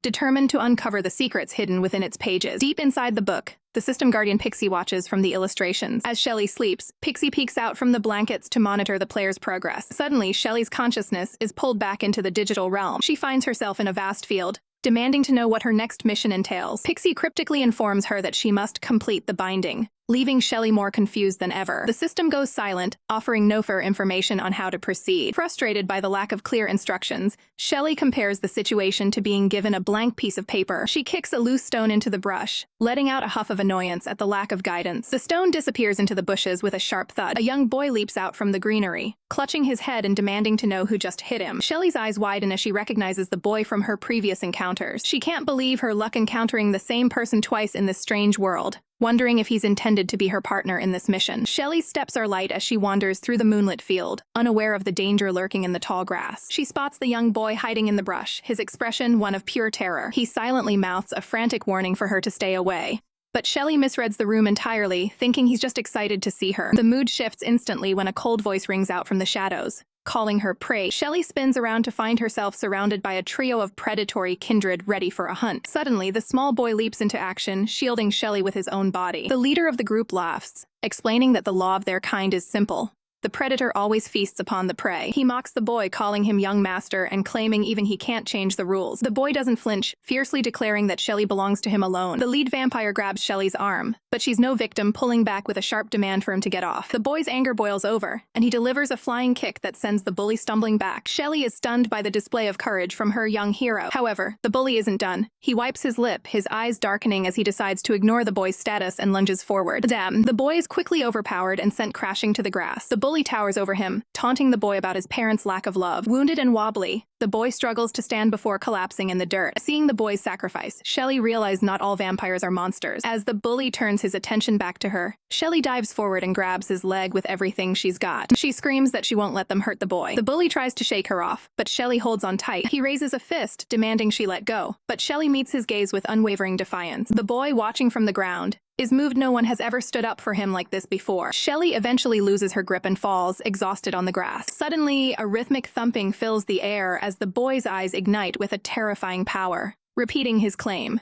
She is mine. The bully's friends realize too late that something is very wrong, while the lead bully remains arrogant for just a second before an absolute wave of terror hits him. Moments later, the boy stands alone over the three defeated kindred. A mysterious blue light pulses from his hand before both he and Shelley lose consciousness and collapse. The scene shifts to the bright light of day in the forest as Shelley lies peacefully in a clearing. She slowly blinks awake, realizing the boy successfully saved her. She reaches out to check on him, but in a daze, the boy tastes a drop of her blood, whispering that it's delicious. The loss of blood and the stress leave Shelley feeling faint. The boy's eyes snap open, and he panics, asking what's wrong as Shelley begins to fade away. Her hand falls limp, and the boy starts to cry, begging her not to die. Shelley manages to open her eyes, reassuring him she's just weak. She clarifies that it's actually her monthly period making her feel this way, leaving the boy baffled as he asks if a period is some kind of invisible monster. Shelley explains it's a natural cycle that just requires rest. The boy vows to protect her while she recovers, and Shelley drifts off into a deep sleep. When she finally wakes up, she finds herself under the heavy red curtains of a canopy bed, wondering if she has finally returned to reality. Shelley wakes up in a daze, her mind racing as she realizes her clothes have been changed while she was unconscious, likely by Mary's hand. Her confusion only grows when she spots Lewis sitting nearby, appearing to be fast asleep. Suspecting the vampire might be playing another one of his games, she leans in close to investigate. After a moment of careful observation, she realizes he's actually out cold for once. Caught off guard by his peaceful expression and long eyelashes, Shelley finds herself momentarily captivated by his quiet charm. She suddenly snaps out of it, clutching her head in frustration and wondering if she's been bewitched by his presence. Desperate to regain her composure, she decides she needs to put some serious distance between them. But the moment she tries to move, Lewis's eyes snap open with startling intensity. Shelley freezes, trapped in his gaze as he realizes how close she is. Without a hint of warmth, Lewis coldly commands her to move. He creates distance instantly, leaving Shelley scrambled on the floor. Stung by his rejection, she can't help but wonder why he treats her with such blatant hostility. The awkward tension is shattered when the young boy bursts into the room, radiating excitement. Seeing Shelley on the floor, he lets out a laugh, mockingly asking if she's acting like Lewis's loyal puppy. Shelley can only offer a look of pure annoyance as the boy continues his teasing. Lewis rises, looking completely unimpressed by the intrusion. He delivers a stern warning, telling the boy never to barge into his room without knocking again. Sensing Lewis's rising temper, the boy quickly tries to appease him. He lunges forward, clinging to Lewis and shouting that he's found the ultimate solution, a way to unbind them. Shelley's eyes light up with hope. This could be her ticket to freedom. Lewis remains skeptical, demanding to know exactly how such a feat is possible. The boy strikes a confident pose, guaranteeing that he can break them apart for good. Lewis crosses his arms, waiting for a technical explanation, while the boy fumbles to explain the process. Finally, Lewis loses patience and demands he speak clearly. The boy insists his plan will work, looking incredibly proud of his discovery. But Lewis is no fool. He narrows his eyes, questioning where the boy obtained such powerful information. The boy reveals his secret source. He got the method from a kindred black sorcerer. This sends a shock through Lewis. Those sorcerers have been missing for hundreds of years, rumored to be long gone. When pressed on how he found someone so elusive, the boy remains mysteriously vague. He turns the focus back to the task at hand, asking Shelley if she truly wants to break the bond. Shelley doesn't hesitate for a second, nodding her head so fast it's a blur. The boy then turns his gaze toward Lewis, who remains silent for a long, heavy beat. Noticing the hesitation, the boy asks if Lewis has changed his mind. Lewis quickly dismisses the thought, asserting that of course he wants the bond severed. With both sides finally in agreement, the boy declares they should set the plan in motion as soon as possible. The night sky is dominated by a radiant full moon,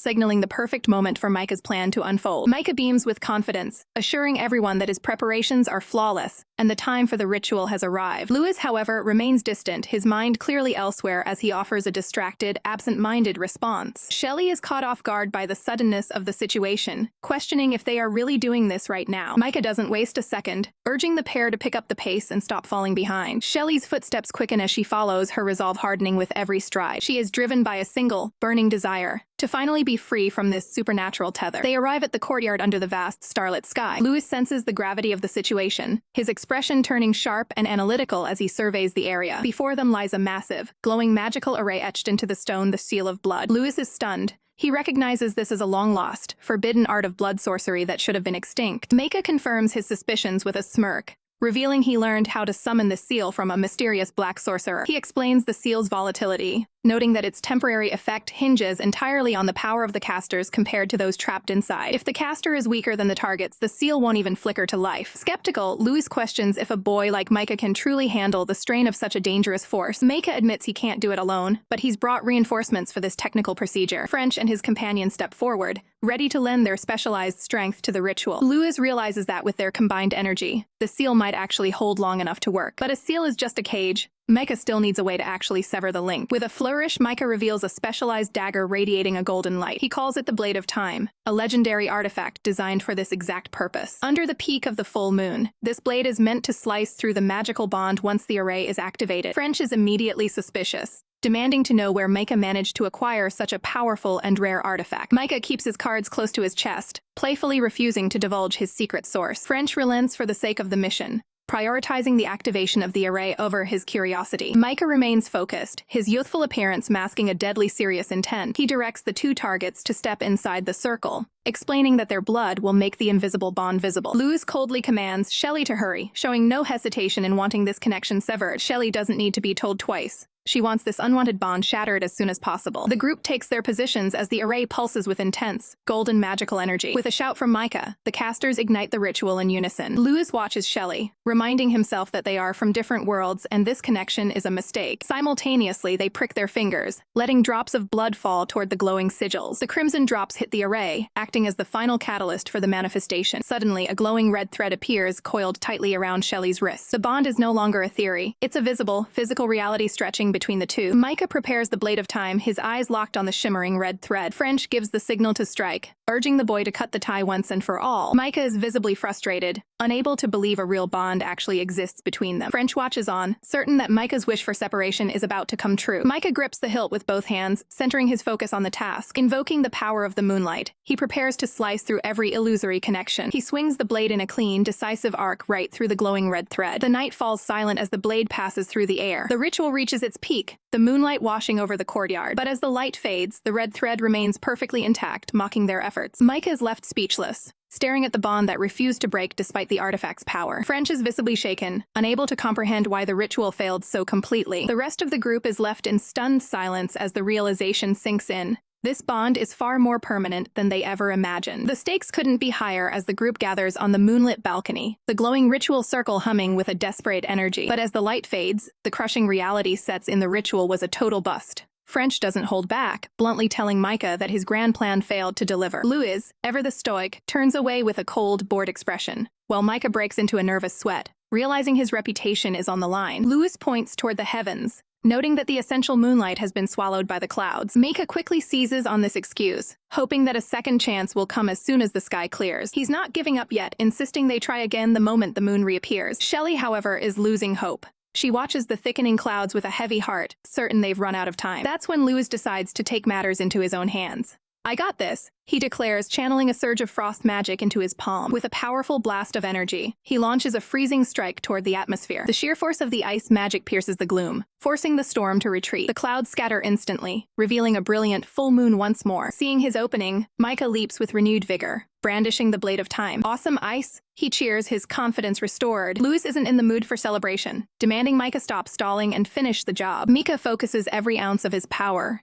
lightning crackling around him as he prepares for the final strike. He raises the glowing dagger high, the air vibrating with magical tension. "At last, farewell, bad woman," Meika mutters, lunging toward the glowing red thread of the bond. In his mind, he's already imagining the reward Lewis will give him for finally severing this cursed connection. The blade connects with the thread in a violent explosion of sparks, but instead of cutting through, the dagger is repelled with a deafening bounce. Meika stares in pure horror, unable to comprehend the failure. The magical feedback is catastrophic. A massive bolt of lightning erupts from the point of contact, tearing through the night sky. The balcony trembles as the raw energy lashes out, threatening to destroy everything in its path. Shelley is paralyzed with fear, her mind racing as she realizes the ritual has gone horribly wrong. She tries to flee, but her legs won't move. She's trapped in the path of the impending blast. In a flash of red, Lewis dives into the fray, shielding Shelley with his own body just as the energy peaks. "Move, it's dangerous," he shouts, prioritizing her safety over the ritual. A blinding explosion of light consumes the balcony as the ritual circle overloads. Smoke billows over the castle walls, leaving a heavy silence in its wake. As the dust settles, a shaken Meika looks around, whispering, "Did we make it?" French holds onto the young master, his eyes fixed on the aftermath of the explosion. They look over to see Lewis and Shelley sprawled on the ground. In the chaos of the rescue, Lewis has landed directly over Shelley, his protective stance resulting in an accidental, stunned collision. Shelley's eyes go wide. This was not how she expected her night to go. Meika is absolutely livid, screaming at the sight of them. But the strain of the ritual proves to be too much, and he collapses into a dead faint. French catches him just in time, sighing at the boy's reckless devotion to Lewis. He looks down at the unconscious Meika, wondering if all this effort was even worth it. French then turns his frustration toward the others, demanding to know what they were thinking. In the quiet moment that follows, Shelley looks at Lewis,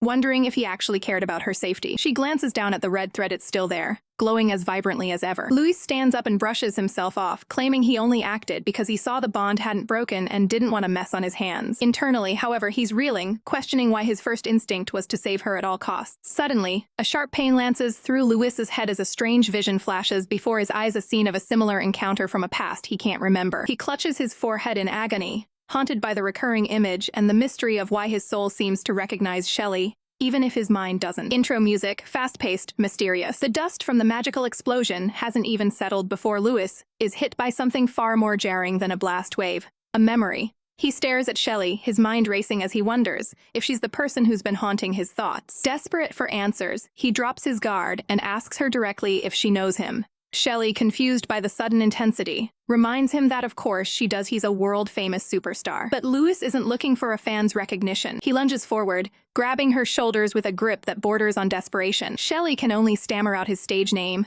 "You are Ice," Lewis snaps. He doesn't care about his idol identity. He needs to know if she recognizes him from somewhere else, somewhere deeper. He shakes her, demanding to know if they've met before this life, but Shelley is completely overwhelmed. Before the situation can escalate, French steps in, physically prying Louis away. He scolds the idol for losing his cool, insisting that Shelley is just an ordinary girl who couldn't possibly be linked to Louis's ancient past. The logic hits Louis like a bucket of cold water. He turns away, his face a mask of frustration and doubt, muttering that it must be impossible. Without another word, Louis storms off into the night. Shelley is left standing there, heart pounding, wondering why the normally composed star just had a total meltdown over her. French doesn't give her time to process. He shoots her a sharp, warning look, ordering her to keep her mouth shut about what just happened. Inside the manor, the chaos continues. Meika finally begins to stir on the sofa, regaining consciousness after the ritual's failure. As his eyes snap open, his first instinct isn't gratitude, it's venom. Meika leaps up and points a finger at Shelley, accusing her of being a cunning girl. He claims she stood still during the lightning strike on purpose, just to force Louis to play the hero and save her. Shelley is stunned by the baseless accusation, but to her surprise, French doesn't join in. He stands firm, shielding her from Meika's outbursts. French isn't here to play games. He stalks over to the sofa, his patience at an absolute breaking point. He demands to know the truth. Meika promised the ritual would work, so where is the black sorcerer who was supposed to guide them? The pressure is too much. French towers over the young master, demanding he stop lying and explain exactly how they ended up in this mess. Meika finally cracks. He admits he never actually met the black sorcerer. He went through a shady black market agent who has now completely vanished, leaving them with nothing but a failed ritual. French is horrified. The young master didn't just fail. He was played like a fool by a common con artist. Meika starts to crumble, offering a tearful apology, but the damage is already done. French's fury boils over. He screams at Meika, asking how they can ever trust his judgment again after he kept such a massive secret from the team. Meika breaks down into total sobs, terrified by the weight of his own mistake. The other reinforcement officer tries to de-escalate the situation, revealing the true cost of Meika's blunder. To pay the agent, Micah traded away his magical amulet earrings. French's face goes pale. Those amulets were the only things allowing them to survive in the daylight. Without them, Micah has essentially signed his own death warrant if he steps outside. The officer explains that those amulets were crafted from the essence of the moon and are nearly impossible to replace. Shelley tries to intervene, suggesting that everyone makes mistakes, but French is too far gone. He's tired of the excuses and the incompetence. He gives Shelley one last look of pure exhaustion before deciding he's had enough of the drama. "I'm sick of talking to you," French growls, turning his back on the group and walking out the door. The room falls into a heavy, awkward silence. Micah and the remaining officer look like they've just survived a hurricane. Shelley tries to be the voice of reason, suggesting that they just need to give the others some space to cool down after such a high-stakes failure. Micah looks up at her, eyes wide with genuine shock. He spent the whole night insulting her, yet here she is, backing him up when he's at his lowest. Shelley gives him a reassuring wave. She knows he was just acting out because he was scared. She tells him to head back to his room and get some much-needed rest. As she turns to leave, Micah reaches out, catching her sleeve. He admits he was terrified and never expected the fallout to be this severe. For the first time, the spoiled young master looks truly humbled. The purple-haired officer steps in, lifting Micah up to carry him to his quarters. The ritual consumed far too much energy, and the kid is running on fumes. Shelley watches as they disappear down the hall, finally leaving her in peace. Exhausted from the magical combat and the emotional whiplash, she collapses onto the sofa. Staring at the ceiling, she calls out for her system guide, Pixie, desperate for some answers about the bond that refuses to break. Shelley snaps back to reality, sitting alone until the blonde woman, Mary, commands her to get up. Shelley realizes her attempt to summon Pixie failed.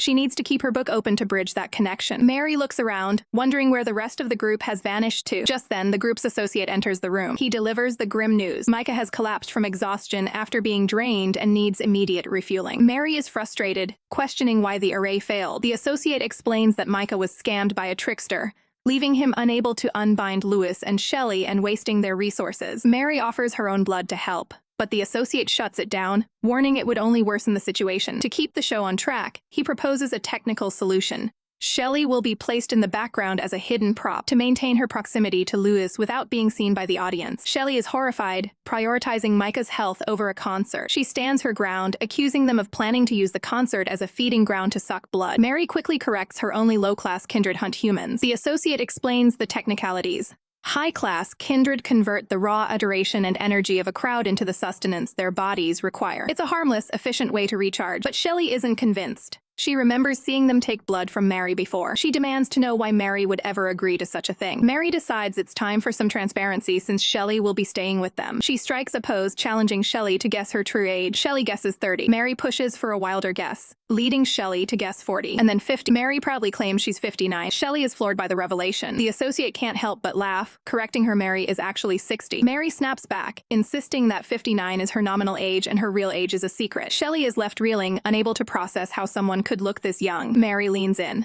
explaining that this youthful appearance is the result of her partnership with the kindred. The associate explains the professional trade.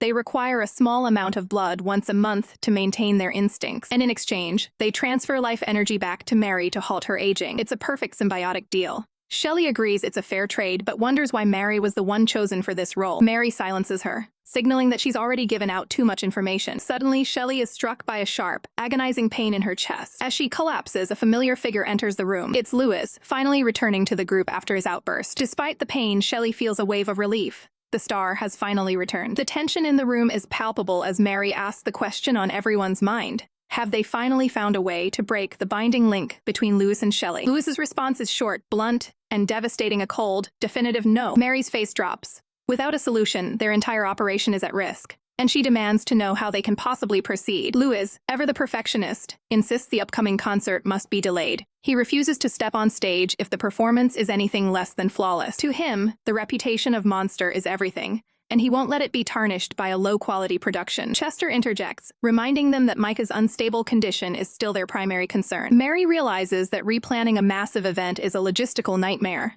that simply cannot be coordinated in just a few days. She proposes a tactical alternative, an emergency appearance at a charity show tomorrow. With 10,000 people expected to attend, it's the perfect opportunity for the kindred to refuel their energy. Seeing no other way to stabilize their situation, Luz agrees to the pivot. However, Chester is hesitant. He worries about Micah being exposed without his protective amulet earrings. Mary quickly reassures him, noting that the host of the show is an old acquaintance of hers. She confirms the venue is an indoor stadium, meaning Micah will be shielded from the elements and should remain perfectly fine. Louis steps up with renewed confidence, assuring the team that he has the situation fully under control. With the strategy set, he officially signs off on the plan. Mary immediately takes command, ordering the staff to prepare the rehearsal rooms in the castle for their arrival. Chester suggests giving Micah a bit more time to recover before they push him into a grueling practice session. As they prepare to move out, the atmosphere remains heavy. Chester tries to act as a peacemaker, asking Louis not to hold Micah's earlier collapse against him. Louis isn't in the mood for excuses and sharply tells Chester to shut it. With a cold command, he dismisses the associate, leaving him alone with Shelley. Shelley, however, has seen through his mask. She realizes Louis only returned the moment her heart pain spiked, accusing him of using her to test the mechanics of their bond. Louis doesn't even attempt to deny it. With a calm, calculated look, he confirms her suspicions. He reveals the technical data he gathered. They can sustain a separation for about 6 hours. While blood sharing is one method, he's discovered that simple physical contact also facilitates an energy transfer. He explains that he performed a high-intensity contact test and experimental kiss to determine the duration of the synchronization. Shelley is left reeling, absolutely devastated that her first kiss wasn't a romantic moment, but a cold-blooded scientific procedure. Trapped in this technical partnership, she desperately asks if such extreme contact is the only way to maintain their energy levels during long separations. Louis isn't exactly thrilled about the newfound mechanics of their bond, snapping back with a defensive, "In your dreams," when the topic of their proximity arises. He makes his stance crystal clear. He has no intention of being away from Shelley for long, strictly to ensure they never have to repeat that experimental kiss again. Shelley can only sigh in exasperation, wondering why he's getting so worked up over a situation he technically engineered. The duo pushes through the doors of the rehearsal studio, where the rest of the team is already waiting. Mary, Chester, and Micah are deep in preparation for the upcoming emergency event. Mary quickly briefs them on the mission, a high-stakes charity show designed to raise funds for children living in the mountains. There's a catch, though the theme is specific, and the organizers want them to perform a cover song titled "Give You a Hug," a track Chester and Micah have already cleared. Louis looks visibly annoyed at the suggestion of performing someone else's work. However, Mary doesn't back down, clasping her hands and pleading with him. With Micah's energy levels hitting a critical low, they don't have the luxury of pride. Seeing no other way to stabilize his teammate, Louis reluctantly gives in, agreeing to the set list. Chester offers a rare word of encouragement, noting that Micah will be thrilled to hear Louis made such a massive compromise for the team's sake. But Louis isn't looking for praise. He dismisses the sentiment and demands they start the rehearsal immediately. As the practice kicks off, Shelley follows closely behind, though she's careful to maintain a professional distance. She tracks Louis's movements, keeping exactly 1 meter of space between them to avoid any unnecessary contact. But the fast-paced choreography proves difficult to navigate, and Shelley's foot slips on the polished floor. She stumbles forward, accidentally colliding with Chester's back. Horrified by the lapse in professionalism, Shelley quickly blurs out an apology, her face flushing with embarrassment. Chester remains perfectly composed, offering a kind smile and assuring her that it's no problem at all. On stage, the idols continue their fluid movement, with Louis and Micah switching positions with practiced precision. The constant motion and the mounting pressure finally take a toll on Shelley, and her vision begins to swim with stars. Dizziness overtakes her, and she begins to tilt forward, her balance completely failing her. Desperate for stability, her hands reach out instinctively to find purchase. Micah stops mid-step, looking at her with genuine concern and asking if she's all right. Before she can even answer, Shelley's hands grab onto the nearest person for support. It's Louis, who immediately steps in to catch her, holding her steady to prevent a collapse and ensuring the rehearsal can continue without further incident. Shelley is barely conscious, held steady by Louis as the group looks on with concern. Tension hangs in the air as Micah looks on, visibly despondent over the situation. Chester can't help but voice his confusion. The dynamics of this group are becoming harder to read by the second. Louis cuts through the noise, telling Shelley not to overthink it. Because of the energy gap, he explains they have to stay within close proximity for at least 30 minutes to avoid a total physical collapse. Shelley looks up, her eyes wide as the gravity of their tethered situation sinks in. When Chester checks on her, Shelley's mind flashes back to the moment she was caught in Louis's arms. Panicked and blushing, she waves him off, insisting everything is perfectly fine. Louis isn't taking any chances. He orders her to stay on the sidelines and watch the rehearsal, a rare privilege even for VIPs. Pouting, Shelley claims she isn't even a fan, yet she takes her seat as the idols prepare to take the stage. As the music starts, Shelley is stunned. Their talent is undeniable, and she finds herself completely mesmerized by their professional stage presence. Louis catches her staring and teases her about not caring. Caught in the act, Shelley literally slaps some sense into herself to stay focused. She finally admits it. They are incredible, and it's no wonder the world is obsessed with them. Louis simply nods, there was never any doubt. But the rehearsal is over, and the energy timer is ticking. Lewis reminds her they still need that half hour of proximity to stabilize her vitals. Shelley hesitates, feeling the physical strain. To bridge the energy gap, she steps in for a functional embrace to recharge her system, only to push away the second she feels stable. Manager Mary interrupts the moment with a mission. The charity show is locked in for tomorrow. Chester takes charge, ensuring Micah is prepared and, more importantly, kept strictly out of the sunlight. Mary gives the green light. The next day arrives. The team pulls up to the venue, with Shelley and Luz arriving together to maintain her energy levels. But as Chester approaches, he's accompanied by a giant stuffed cat. Shelley is baffled until the mascot speaks its Micah, hidden under layers of plush. Lewis isn't having the theatrics. He peels back the hood to find Micah wearing a mask and sunglasses underneath. Shelley can't help but burst out laughing at the ridiculous overkill. Micah pouts, complaining that he went through all this effort to help her, only to be mocked. Lewis reaches out and swipes the sunglasses.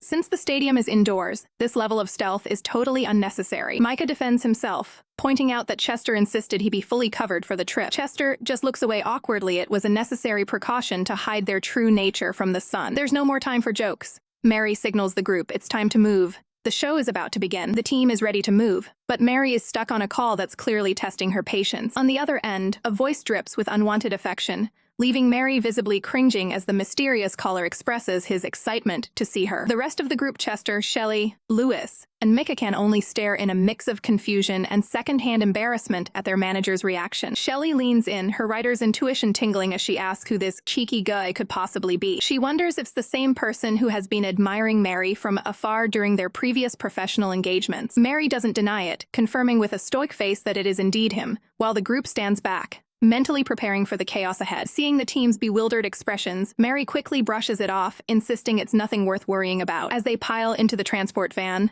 Shelley reflects on the situation, realizing that having well-placed acquaintances in the industry certainly smoothens the logistical hurdles. The van speeds off toward the venue, the team focused on the high-stakes performance awaiting them. They arrive to find the promotion already in full swing, with massive monster posters looming over the horizon under a bright, clear sky. Observing the efficiency from the car window, Mary is impressed by the speed of the setup, noting that everything is moving ahead of schedule. The van sweeps into the parking structure, tires screeching as they prepare for the final walkthrough. They come to a halt in the dim light of the underground garage, the tension in the air palpable. Mary steps out of the vehicle, her professional mask firmly in place as she scans the area. She's immediately intercepted by a man sporting a flamboyant leopard print jacket and pink hair, who greets her with a wink and a comment about her youthful appearance. He radiates an overwhelming energy, practically sparkling as he tries to charm the unimpressed manager. Mary isn't buying it for a second, sharply telling him to cut the small talk and focus strictly on work-related matters. The man's face falls into a comical pout, lamenting Mary's heartless, professional exterior. However, his spirits bounce back instantly as he teases a major surprise he's prepared just for this event. Mary's eyes narrow, demanding he keep things strictly professional and stop messing around. He insists the surprise is work-related, revealing that he's completely upscaled the production for their show. With a flourish, he announces that he's opened the outdoor section of the stadium, expanding the capacity to a staggering 20,000 people. Mary's heart sinks as she realizes the implications, her hand going to her head in a sudden wave of stress. The man proudly shows off the massive outdoor stage they built overnight, glowing with neon lights under the open sky. Mary explodes, demanding to know why he made such a massive change without consulting her first. The man looks genuinely stunned by her anger, wondering what could possibly be wrong with a bigger audience. Mary snaps, telling him to stop trying to fawn over her and start acting like a professional, as her mind races to figure out how to keep her kindred idols safe in such an exposed environment. Dejected and confused, the man insists his motives weren't just about winning her over, but the damage to the plan is already done. The pressure is mounting for the idols of Monster. They know their collective power is unmatched, but a sudden venue change has put everything at risk. The event organizer reveals the harsh truth. Since their last concert was cancelled, the hype for this appearance is at an all-time high. Mary can feel the weight of the situation pressing down on her as the stakes continue to rise. The organizer brags that as soon as the public caught wind of this charity show, ticket prices shot through the roof. Outside, the crew is working overtime to prep the massive open-air stage, unaware of the biological threat it poses to the performers. Lewis isn't impressed by the spectacle, calling the sudden upscale completely unnecessary and dangerous. Desperate to keep the talent on board, the organizer pleads his case, claiming this is all for a fundraising effort to help children in need. He bows deeply, begging for their professional cooperation for the sake of the charity's mission. Mary isn't swayed by the theatrics. She halts the conversation, demanding a private moment for the team to discuss the logistical risks. The organizer is so desperate he promises to meet any technical demand they have, just to keep the show alive. Once alone, the terrifying reality of the situation hits. An open-air stadium is a death trap for Micah, who doesn't have his protective amulet earrings with him today. Chester doesn't want to gamble with their safety and suggests calling the whole thing off immediately. Mary is caught in a professional nightmare. She knows that canceling now over a stage issue would absolutely wreck their reputation in the industry. The team is divided, with some members arguing that since the organizer broke the initial agreement by moving outdoors, they have every right to walk away. But Lewis looks at the bigger picture. They've already let their fans down once before, and he refuses to break another promise to those who support them. Seeking a fresh perspective, Mary turns to Shelley to see how the public might react. Shelley takes a moment to consider the emotional impact on the audience. She ultimately sides with Louise, thinking of her best friend Jane and the countless other fans who are currently in their seats, desperately waiting to see them perform. She knows that walking away now would be a crushing blow to their most loyal supporters. The vision of rows of disappointed fans is enough to make the entire team hesitate. Lewis turns to the youngest member, Micah, to see if he's truly willing to face the sky. Despite the looming danger, Micah finds his resolve, noting that the stage should at least have sunshades to provide some protection. With a look of pure determination, the young idol declares he'll find a way to get through the set for the sake of the fans. But Chester remains terrified. The sun is scorching today, and even the stronger members are feeling the intensity of the heat. Before they can argue further, the organizer rushes back into the parking area to collect them. There's no more time for debate or safety checks. The show is officially about to begin. The clock is ticking, and the pressure is suffocating. Chester rushes onto the scene, stunned to find the schedule has been pulled forward. He demands to know who's responsible for this sudden shift. The organizer quickly deflects, pointing the finger at Mary, claiming she's the one who pushed for them to open the show. Mary doesn't back down, stepping forward to confirm the decision was hers. Her logic is simple: start early and finish before the sun becomes an even deadlier threat, though she admits the timing is tighter than she anticipated. Louis cuts through the chatter with cold authority, ordering the group to stop talking and get ready for the performance. He turns his focus to the vulnerable Micah, telling him they need to head to the dressing room immediately. To ensure their secret remains safe, Lewis demands a private room, isolated from the rest of the staff. The organizer, eager to keep the stars happy, confirms that everything is already prepared. As they move to leave, Chester grabs Lewis's arm, his voice trembling with worry. He knows the stakes: no amount of special makeup can fully shield Micah from the sun's lethal rays if things go wrong. But Lewis offers a chillingly confident smile, promising that Micah will be just fine. He leads the young vampire away, leaving the others to watch in silent apprehension. As they vanish down the hall, the organizer watches them go, his eyes narrowing with suspicion. He stares at Shelley, convinced that there's more to this assistant than meets the eye. Behind the scenes, the mechanical hum of the stage equipment fills the air. The team gathers by the massive industrial lift that will deliver them to the spotlight. The organizer explains the plan.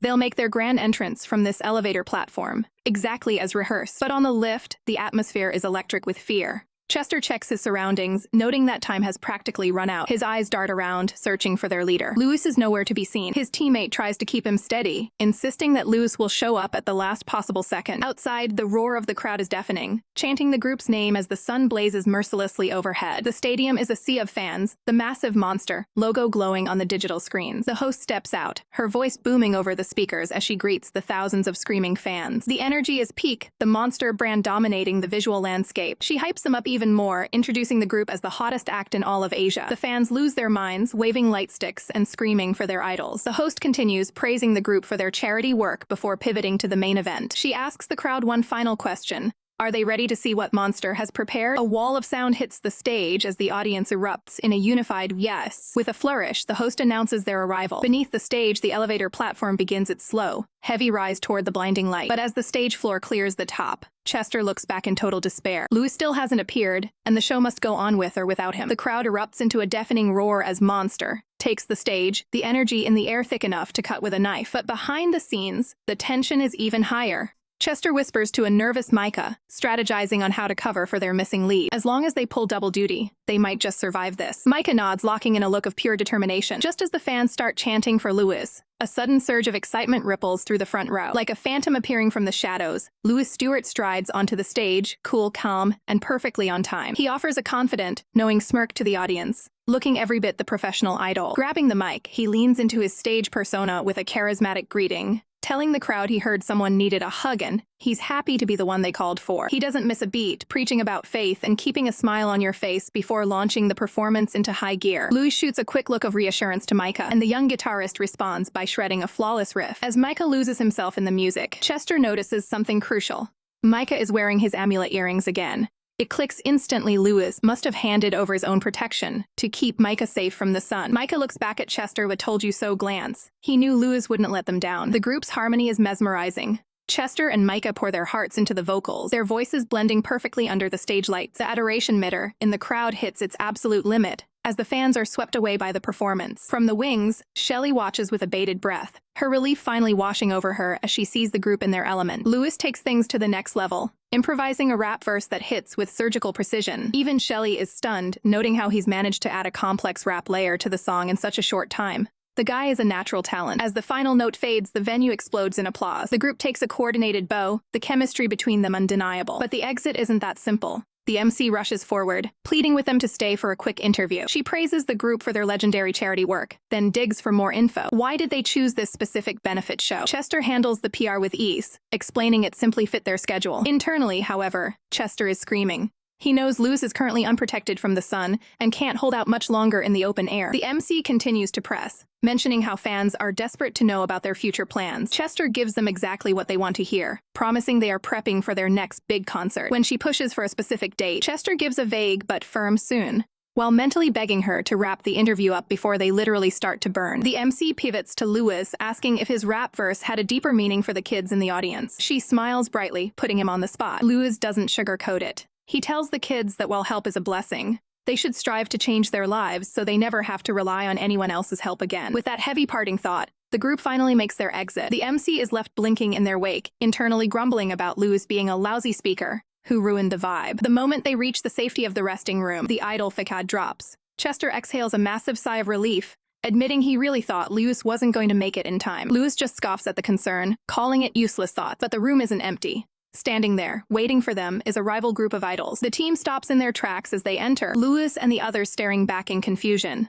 wondering why their competition is lurking in their private space. The atmosphere in the hallway turns icy as the rival group, Dark Tribe, marches past with a menacing aura. Shelley watches them go, sensing the heavy tension and wondering why they look so incredibly agitated. Mary explains the bitter truth. They were supposed to be the opening act, but our boys stole their thunder, leaving them fuming in the shadows. Sensing something deeper, Shelley reaches out, grabbing Lewis's sleeve to get his attention. She questions him about the purple-haired rival who approached her earlier, asking if there's some hidden history between them. Lewis doesn't blink, suggesting they get the answer straight from the source as he scans the rival with a piercing gaze. With cold efficiency, Lewis steps forward and physically blocks the rival's path. He demands to know why the man was trying to feed lies to his assistant. Lewis leans in close, his presence overwhelming and his eyes narrowed in a silent challenge. The rival recoils, a bead of sweat forming as he realizes he's been caught in a lie. He quickly tries to laugh it off, stammering that he must have mistaken Shelley for someone else. His teammates aren't interested in the drama, urging him to hurry up because their time is running out. Putting on a fake smile, the rival prepares to head to the stage, desperate to escape the interrogation. But Lewis isn't finished, demanding a real explanation before they tuck tail and run. The standoff is broken by an organizer shouting for the Dark Tribe to get moving. The stage is waiting. Lewis lets them pass, but leaves them with a chilling warning.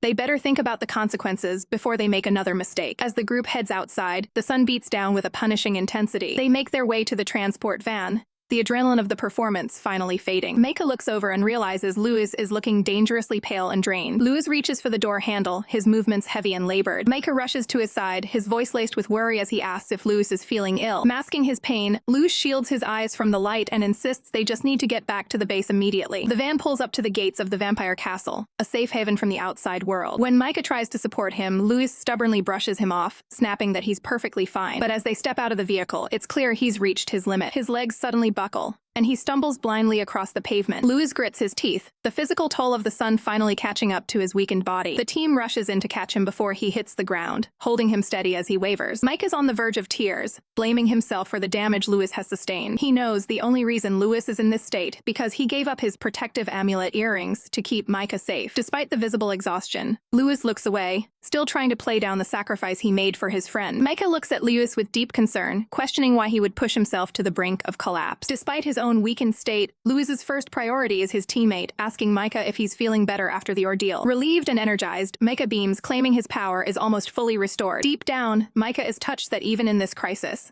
Lewis is putting the safety of his friends above his own health. Watching from the sidelines, Shelley can't help but acknowledge that behind Lewis's cold exterior, he is a truly loyal friend. The scene flashes back to the moments before their high-stakes performance, as the team prepared backstage. In a selfless move, Lewis handed over his protective earrings to a stunned Micah, insisting he keep them for his own safety. Louis brushed it off with a calm smile, acting as if giving up his only defense against the sun was a minor inconvenience. Back in the present, the severe exhaustion finally takes its toll as Louis stumbles, his body wobbling as he reaches out for support. Shelley freezes as the idol leans heavily against her, his strength completely spent. Louis warns her not to overthink the situation, noting that they will have to be apart once it's his turn to take the stage. The sudden proximity and Louis's vulnerability leave Shelley completely flustered. Later, the group retreats to the library to regroup and discuss their next move. Louis questions the others, asking if they've been discovered by any prying eyes or fans during the chaos. Mary explains that die-hard fans are everywhere, providing a massive amount of adoration energy, and asks if Louis has had his fill. But Louis drops a bombshell. He hasn't been able to absorb any energy from the crowd at all. He reveals a shocking technicality: the only strand of adoration energy he can actually sense is coming directly from Shelley. The rest of the team looks on in disbelief, stunned by this development. Shelley is left scratching her head, wondering how she became the sole source of his power. Micah ponders if the unique ties between the two have restricted Louis's energy intake exclusively to Shelley. Suddenly, the realization hits Shelley like a lightning bolt. She understands the gravity of the situation. Louis is now entirely dependent on her for his survival as an idol. She asks point-blank if he will literally starve if she doesn't generate enough energy for him. Louis snaps back in a panic, demanding she start focusing on him immediately before he runs completely dry. Instead of being intimidated, Shelley seizes the upper hand, teasing the noble superstar for being so desperate for her attention. Frustrated by her lack of cooperation, Louis can only groan, wondering if she's lost her sense of self-preservation. Sensing the shift in dynamic, Mary asks Shelley why she hasn't fallen for Louis yet, considering his status. Louis strikes a confident pose, fully expecting a compliment to come his way. However, Shelley shuts him down instantly, admitting he's handsome but far too arrogant to ever be her type. With the tension finally broken, Micah leans in with a mischievous grin, dying to know who her ideal type actually is. Shelley lays down the law, describing her ideal man as a refined gentleman with impeccable manners and a gentle soul. Her expression softens as she recalls a specific moment of kindness, someone bringing her cake when she was weak and hungry. The room turns tense as Micah secretly wonders if she's actually talking about him. Across from him, Louis is convinced she's dropping hints about Chester, feeling a sharp sting of jealousy. Micah's brain completely short-circuits as he tries to navigate the sudden shift in the atmosphere. He quickly snaps out of it, standing up and demanding that they stop changing the subject. Louis scoffs to himself, dismissing her preferences as a simple attraction to silver-tongued charmers who know how to play the part. He confronts her directly, his voice tight as he demands to know exactly why she perceives him as arrogant. Shelley doesn't flinch, meeting his gaze head-on and asking him if his behavior hasn't been the definition of arrogance. Louis bolts upright, arguing that his actions were merely a response to a massive misunderstanding. The air crackles with hostility as both stand their ground, refusing to yield an inch. Shelley turns to leave, her internal resolve hardening. She refuses to let him control her life any longer, regardless of their recent close contact. Mary panics as Shelley walks away, urging Louis to go after her before the bridge is burned for good. Louis remains stubborn and dismissive, closing his eyes as if he can ignore the impending disaster. Mary is terrified, knowing that without Shelley's adoration energy, Louis will effectively starve. Micah steps in to calm the situation, explaining that because Louis is of a different descent, he won't actually perish without the energy. He clarifies that Louis will simply be left in a severely weakened state, illustrated by a dizzy, energy-depleted version of the idol. Mary isn't convinced, reminding them all that Louis was on the verge of a total collapse just moments ago. A steady hand reaches out to Mary, offering a silent moment of reassurance. Chester speaks up, calmly telling her that everything will be fine. Louis puts on a brave face, claiming that if I says he'll survive, then he's not worried. Despite the bravado, Mary remains deeply concerned about the physical toll of his hunger. Micah sees right through the act, asking Louis if he's choosing to starve because he's afraid he can't win Shelley over with his own charisma. Deep down, Micah realizes he has to be firm and slightly selfish this time, hoping his true feelings will finally be recognized. Micah smirks with absolute confidence, certain he can win over any girl with just a bit of effort. Standing before his teammates, he prepares to put his plan into motion. He intercepts Shelley in the hallway, striking a dramatic pose and labeling himself the ultimate charming guy. Shelley isn't buying it. She looks at him with pure confusion, completely immune to his performance. She tries to brush past him, leaving Micah stunned that his usual charisma is failing so miserably. Determined, he blocks her path with a smooth wall lean, forcing her to halt. Shelley's patience is wearing thin as she finds herself cornered, but she's faster, ducking under his arm and making a quick escape. She keeps her head down, hoping if she ignores him, he'll simply disappear. Clack. Micah's boots plant firmly in front of her once again. He turns up the intensity, surrounding himself with a literal aura of flowers to prove his idol status. Unimpressed, Shelley turns on her heel and continues walking. Frustrated, Micah shouts for her to stop, unable to handle being ignored. Shelley's feet come to a sudden halt on the polished floor. She braces herself, wondering if he's finally reached his breaking point. Look at me, he demands, desperate for her attention. Slowly, Shelly turns to face the persistent idol. Micah flashes what he thinks is a winning smile, but to Shelly, it looks like a creepy, forced expression that misses the mark completely. She decides she's had enough, walking away with a blunt "out of my sight, out of my mind." Micah realizes his charms aren't enough. It's time to reveal his secret weapon. He reaches out, grabbing her collar to stop her from leaving. Shelly stares back, startled by the sudden shift in his demeanor. Suddenly, a brilliant flame erupts in the palm of Micah's hand. Shocked, Shelly demands to know what he's doing. Micah just smirks, the fire dancing in his palm as he challenges her to figure it out for herself. Shelly stands her ground, looking Micah right in the eyes.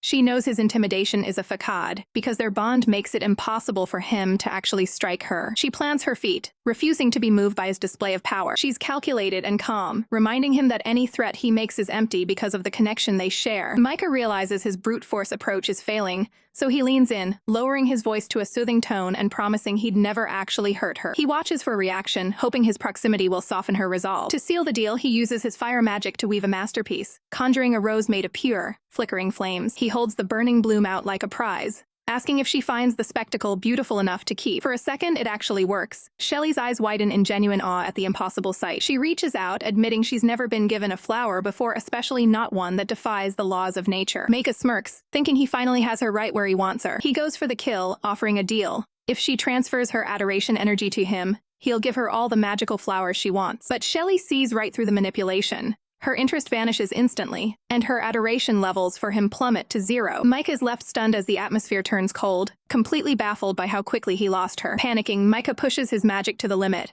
igniting more flames to regain her attention. He manifests an entire bouquet of burning roses, practically begging her to generate the energy he craves. But Shelly has had enough. She dismissively swats the magical flowers aside like they're nothing but a nuisance. She snaps at him to stop the boring tricks, refusing to waste another ounce of her strength on his theatrics. Micah is shaken to his core. His perfect charms have never failed like this before. Shelly calls him out, asking if he truly believes a handsome face and a rehearsed smile are enough to control every woman he meets. Micah, still trapped in his own arrogance, genuinely believes his looks are invincible. Shelly doesn't hold back, lecturing him that not everyone is shallow enough to be bought by appearances alone. She looks him dead in the eye and makes it clear she is one of the few who is completely unimpressed by him. Micah's ego fractures, and he snarls that it's impossible for anyone to be immune to his charm. Disgusted by his arrogance, Shelly turns her back on him to walk away. But Micah isn't finished. He lunges forward, grabbing her arm to stop her, determined to prove he can still win her over. Shelly freezes as she feels a sudden, intense gaze boring into her. Micah leans in close, attempting to use his professional idol charm to overwhelm her senses and force a reaction. He pulls back slightly, wearing a confident smirk as he asks for her technical feedback on his performance. But Shelly isn't impressed. She shuts him down with a blunt "still nothing," her adoration remaining at a flat 0. Micah refuses to accept defeat, claiming her racing heartbeat is a dead giveaway that his charms are working. Shelly looks away, frustrated that he's trying to psychoanalyze her instead of respecting her boundaries. She's had enough of the ego games and storms off, declaring she won't be a glutton for his psychological punishment. Mike is left standing in the hall, watching his only source of energy walk away without a second glance. His pride is absolutely wounded, left wondering how a plain girl could possibly be immune to his top-tier idol appearance. Escaping the mansion, Shelly feels the weight of the night.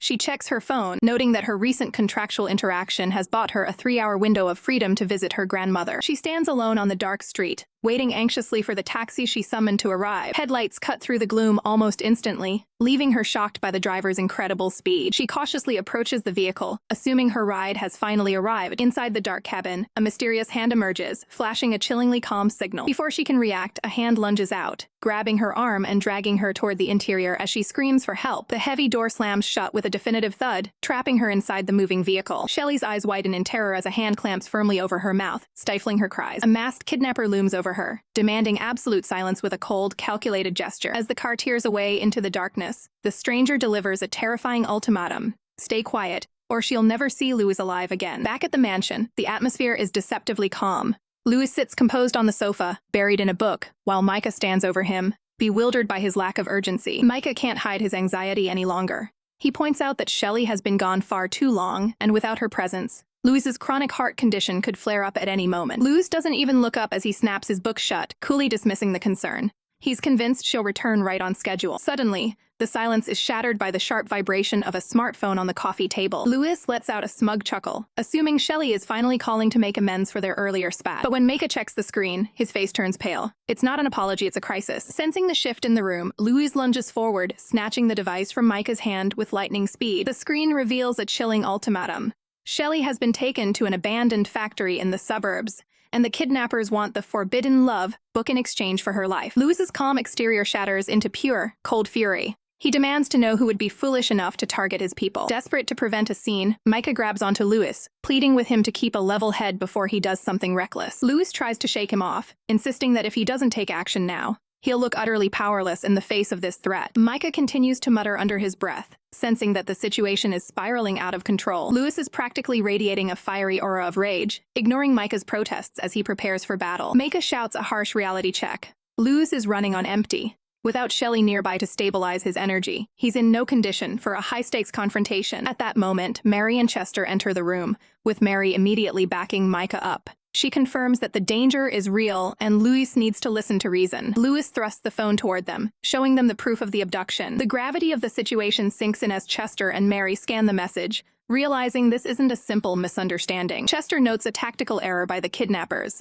They clearly don't understand the true nature of the bond between Lewis and Shelley. Mary looks visibly shaken, her mind racing through the implications of the ransom demand. She realizes that if the kidnappers know about the book, they aren't just common thugs. They're dealing with someone who knows their secrets. The clock on the wall ticks away relentlessly. Over an hour has passed, and every second counts if they want to bring Shelley back safely. Lewis prepares to move out, determined to make the trade and keep his connection to Shelley hidden from the world. Micah's fear turns into resolve. He's ready to show these kidnappers exactly why they shouldn't have messed with his group. Beneath his tough exterior, Micah is actually thrilled. This is his chance to protect Lewis and finally prove his worth. Back at the base, the team realizes they've lost track of their lead star. Micah looks around in a panic, wondering where Lewis could have disappeared to in his weakened state. Refusing to let his friend face the danger alone, Micah sprints after him, shouting that he'll serve as Lewis's secret guardian during this reckless rescue mission. The scene shifts to the outskirts of the city, where a desolate, abandoned factory stands silent under the moonlight. Inside the decaying structure, a dark shadow moves through the corridors, signaling that the kidnapper is waiting. Lewis steps into the center of the warehouse, holding the Forbidden Love book high. He's done playing games and demands the culprit show their face. A masked figure emerges from the gloom, holding Shelley captive. The villain mocks the situation, stunned that a high-profile idol would actually show up in person for a mere human. Lewis's expression hardens into one of pure fury as he commands the kidnapper to cut the act and release her immediately. The captor isn't budging, demanding the book be handed over as the price for Shelley's freedom. With no other choice to ensure her safety, Lewis holds the book out for the trade. In the vast, cold space of the factory, the tense exchange begins. As soon as she is released, Shelley bolts toward Lewis. Despite the chaos, she realizes that being near him feels safer than anywhere else in the world. The masked man catches the book with a triumphant laugh, his prize finally secured. But as he scans the cover, his greed only grows. He realizes this is just the beginning and suspects a second volume exists. Shelley looks back at her captor, the weight of the situation still heavy in the air. She turns her gaze back to Lewis, finding a profound sense of reassurance in his presence. For a fleeting second, the two share a silent moment of relief, believing the nightmare is over. That relief is shattered by a massive explosion that rocks the entire floor. The ground beneath Shelley's feet violently crumbles into a jagged chasm. She gasps as she loses her footing, beginning to slide into the darkness below. Lewis lunges forward with desperate speed, shouting for her to take his hand. Their fingertips graze each other in mid-air, a fraction of a second away from safety. Shelley lets out a terrified scream as she plummets into the abyss. Lewis reaches out with everything he has, his face twisted in a mix of agony and determination. As his eyes flare with a lethal, supernatural glow, he makes a chilling vow. The man who did is already dead. The standoff at the factory turns cold as the kidnapper sneers, holding the first volume of the Forbidden Love book over the jagged edge of the abyss. He mocks Lewis, warning that a single book isn't enough to save Shelley from being torn in half. With a twisted glint in his eyes, he asks Lewis if he really wants to test his patience. Lewis can barely contain his rage, screaming at the jerk to ensure Shelley's safety immediately. The masked man remains unfazed, casually tossing the book as he claims Shelley will survive the fall, regardless of the depth. As the book spins through the air, a sudden surge of magical energy restores the shattered floor, sealing the chasm shut and trapping Shelley beneath. The villain coldly states she's safe for now, but his mercy has a deadline. He demands Volume 2 immediately, or all bets are off. But before he can finish, a crackle of yellow lightning erupts around his feet. Kidnapper lets out a pained grunt as glowing energy ropes lash around his body, pinning his arms to his sides. From the shadows, Mike emerges, his hands glowing with the same brilliant power as he successfully restrains the bastard. With a confident smirk, Micah tells Lewis he's got the situation under control. He moves in close to the captured villain, reaching out to finally unmask the coward who started this mess. Micah rips the mask away, but his triumph turns to confusion when he finds yet another mask underneath, staring back with hollow eyes. Micah's jaw drops in a shock. He isn't holding a person at all. Before their eyes, the entire figure collapses, turning into a pile of lifeless sand. Lewis realizes they've been played. It was a golem curse all along. He deduces that their true enemy is a powerful kindred of the earth element, far more dangerous than they anticipated. Frustrated, Micah yells into the empty factory, calling the enemy a snake and demanding he show himself. Lewis places a steadying hand on Micah's shoulder, knowing the real mastermind is hiding in the darkness, waiting to profit without ever putting himself at risk. Deep beneath the factory floor, the real masked man stands over a captive Shelley. He flips through the pages of the prize he just won, disappointed to find what looks like a simple picture book. He wonders if the rumors of the book's great power were just a lie. He turns to Shelley, offering a deal. If she reveals the secret of the book, he'll return her to Lewis Stewart in one piece. Shelley thinks fast, putting on a brave face and claiming the book is actually a treasure map leading to a massive fortune. Internally, she knows the truth: the secret can only be found while sleeping, a secret even Lewis doesn't know. The kidnapper isn't buying it, slamming the book shut and calling her story absolute nonsense. He insults her, claiming she's just an ordinary human and there's no way Lewis would ever trust her with a real secret. Left alone in the dark, Shelley's expression hardens with resolve. She refuses to wait for a rescue. Since the book is open, she plans to enter its world in her sleep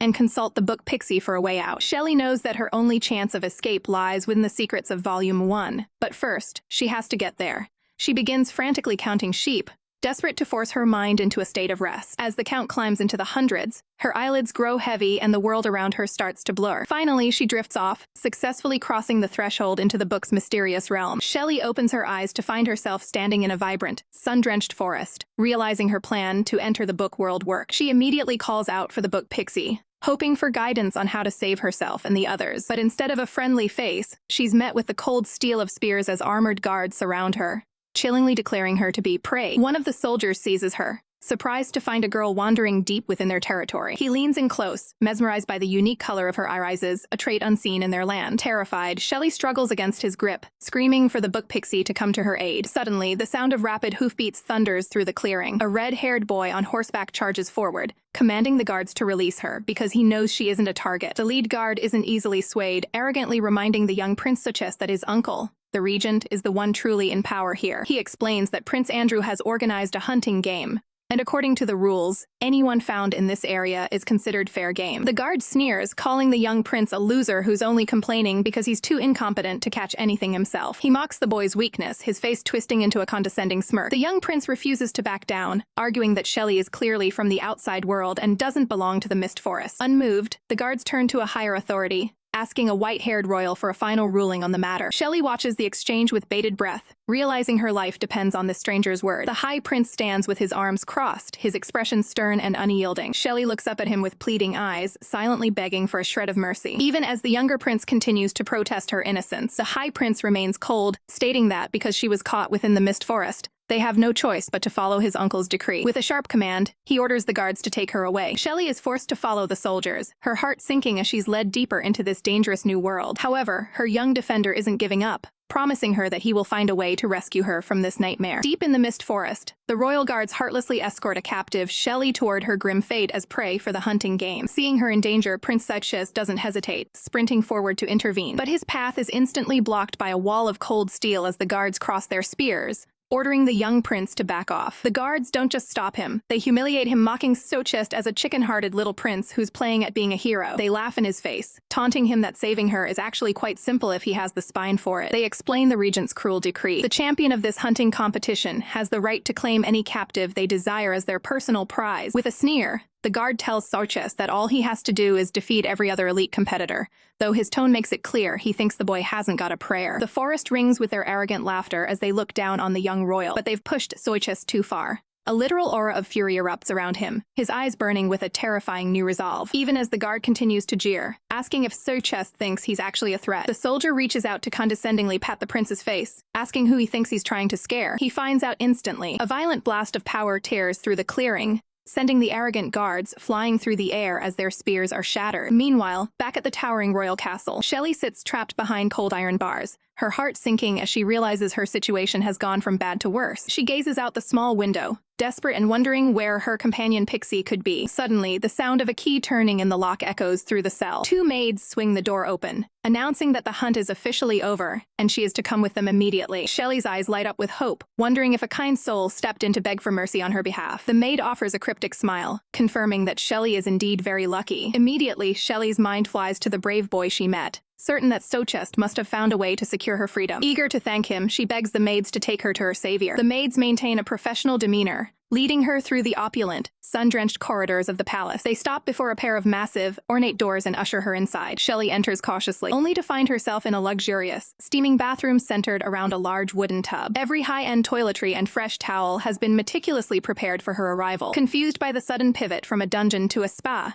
Shelley looks around the lavish room in silence. She asks what this is supposed to mean, and the maids politely insist that she must complete a full bathing ritual before the meeting. Shelley finds the level of hygiene protocol a bit excessive, but she begins to prepare, rationalizing that perhaps the boy wanted her to relax after her ordeal. As she soaks in the warm water, a dark realization suddenly hits her. She remembers that in stories, demons always insist on cleaning their food before a meal. Panic sets in as she wonders if she's being prepared as a literal snack for the vampires. Peeking nervously from behind the changing curtain, she asks again if it was truly the boy who saved her. The pink-haired maid clarifies the situation. It wasn't the boy, but the official champion of the hunting competition who claimed her. The blonde maid adds with a smile that the champion has specifically chosen Shelley to be his personal prize. Shelley's imagination runs wild, picturing herself being served on a dinner plate. Terrified, she tells the maids she'll be out once she's dressed, while secretly plotting a desperate escape. Outside the door, the maids grow impatient, urging her to hurry as the victor is waiting. But time has run out. A dark, imposing shadow looms behind the maids as a mysterious figure arrives to claim his prize. The tension outside the chamber is thick enough to cut with a blade as the royal attendants wait in silence. Heavy, rhythmic footsteps echo through the hall, signaling the arrival of the man who won the hunt. Inside, Shelley freezes, her heart hammering against her ribs as a massive shadow looms over the curtain. She stands there, trembling in her formal attire, wondering if there's any hope left for escape. But then, she hears his voice. It's impatient, demanding, and shockingly familiar, sounding exactly like her friend, Louis Stewart. Hope flares in her eyes as she calls out his name, desperate for a savior. A hand reaches out, pulling the fabric aside, and a tall, striking man with crimson hair steps into the light. Shelley is certain she's found her ally. Overcome with relief, she throws herself into his arms, sobbing that she thought she was doomed. The comfort is short-lived. The man roughly pulls her away, his expression cold as he declares, "I am not Louis Stewart." He looks down at her with a mix of confusion and irritation, wondering why she's so fixated on this other man. Shelley's world shatters again as she stares at this stranger, her mind racing to figure out who he actually is. He commands her to turn around, realizing that despite the transformation, she doesn't recognize the person standing right in front of her. The truth lies in a recent, violent metamorphosis. Not long ago, he was just a boy being hunted by his own kingdom. His body began to surge with an agonizing, uncontrollable heat. As he collapsed, his clothes and shoes literally tore apart as his frame expanded. A guard stood over him, mocking the young prince and revealing that his own uncle wanted him dead. The soldier laughed, seeing the boy's mutation as a death sentence. In the heat of the moment, the pain became unbearable. A glowing dragon crest burned itself onto his chest, marking his awakening. The guards recoiled in horror, realizing the sorcery had changed him into something far more dangerous. When the lead soldier lunged for the kill, the newly transformed prince caught the weapon with his bare hands. With eyes glowing like molten lava, he refused to die. A massive explosion of energy rocked the forest, sending the would-be assassins flying through the air like rag dolls. Standing amidst the smoke, he looked at his new, powerful hands, feeling a strength that had been restrained for years. He had aged into a man in an instant. He realized then that as the champion, he finally had the power to save Shelley. Back in the present, he keeps his back turned, hiding the pain of his secret. He decides he cannot reveal his true identity as Prince Sochest yet. Doing so would put her in even greater danger. He turns to the maids waiting at the door, ordering them to leave immediately so he can consume his prize in peace. The maids bow and exit, sealing the door behind them. Shelley watches him, her terror returning as the atmosphere turns predatory. He leans in with a dark smirk, his pointed ears and dragon tattoo on full display. He plays the part of the monster to perfection, towering over her. Before she can even scream, he lunges toward her, leaving Shelley's fate hanging by a thread. The champion suddenly halts his aggressive advance, pulling Shelley into a protective embrace as the tension breaks. He quickly whispers an apology for the scare, revealing it was a necessary ruse to fool the suspicious maids outside the door. Shelley finally connects the dots, realizing that this mysterious warrior was never Louis Stewart to begin with. Frustrated and confused, Shelley demands to know what he's doing here. Sochest maintains his cover, asking if she's confusing him with a backup plan, while claiming the young Prince Sochest risked his life to send a protector. Shelley frantically defends herself, insisting that the resemblance to her friend is just too uncanny to ignore. She reaches out to point at the swirling mark on his chest, noting that the Lewis she knows doesn't have such a tattoo. As her fingers graze his skin, the mark suddenly pulses and shifts, reacting to her touch. Shelley recoils in shock, realizing the design is actually alive. Starchest explains that this isn't a tattoo at all, but an inborn mark of his lineage, and he asks if the man she knows shares this trait. Internally, he's reeling, stunned that his sacred seal would actually respond to her presence. Shelley looks down, confirming that her friend has no such mark, finally accepting that this man must be someone else. The champion offers a reassuring pat on her head, telling her not to worry, because he is strictly there to fulfill the prince's orders to protect her. Shelley's concern immediately shifts to the young prince, asking where the little boy is hiding. Evading the question, Stoichus pulls a ring from his finger, instructing her to return to the place they first met as soon as she gets out. He reveals a secret. A specific tree holds a groove where this ring acts as a key to open the entrance to a hidden underground palace. Shelley clutches the ring, her anxiety rising as she realizes she's surrounded by soldiers and has no idea how to navigate the grounds. To solve her problem, Stoichus concentrates, summoning a spark of brilliant, fiery energy at his fingertips. A glowing guide bat manifests from the embers, ready to lead her through the danger. Shelley's eyes sparkle with wonder, asking if this is some kind of powerful magic. He clarifies that it's far more personal. He has summoned his own guardian spirit beast to watch over her. While the bat flutters around her, Shelley looks back at him with concern,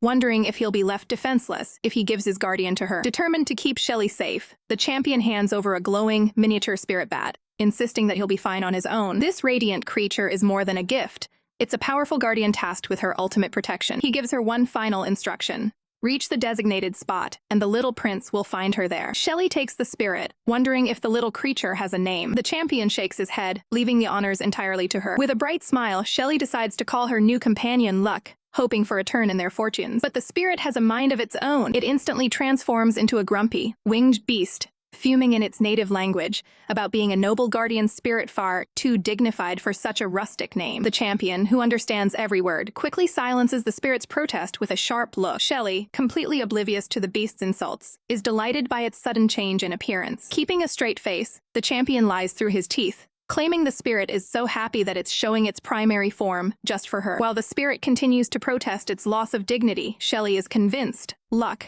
is just as excited as she is. The champion can only nod, maintaining his stoic facade as he manages the chaotic spirit. The humor is short-lived, however, as the spirit senses a presence nearby, warning them that someone is approaching the room. Realizing the window for escape is closing, the champion urges Shelley to follow Luck and get out immediately. Shelley begins to retreat, but pauses for a fleeting moment, the gravity of their parting weighing heavily on her. She offers a final, sincere warning for him to stay safe as she reaches the exit. With a final wave from the champion, the door clicks shut, leaving him alone in the room. But the cost of maintaining his adult form has reached its limit. His chest turns ice cold as his body begins to revert. He collapses to the floor, gasping as he loses control over the transformation. Just then, the rhythmic thud of approaching boots echoes from the hallway. The prince is trapped, his disguise is failing, and the enemy is right outside the door. Louis strides through the palace halls, his mind set on one target: the tournament's champion. He demands to know where the victor is hiding, his expression cold and focused. Outside the champion's quarters, the guards and maids try to stall him, claiming the winner is occupied with his prize.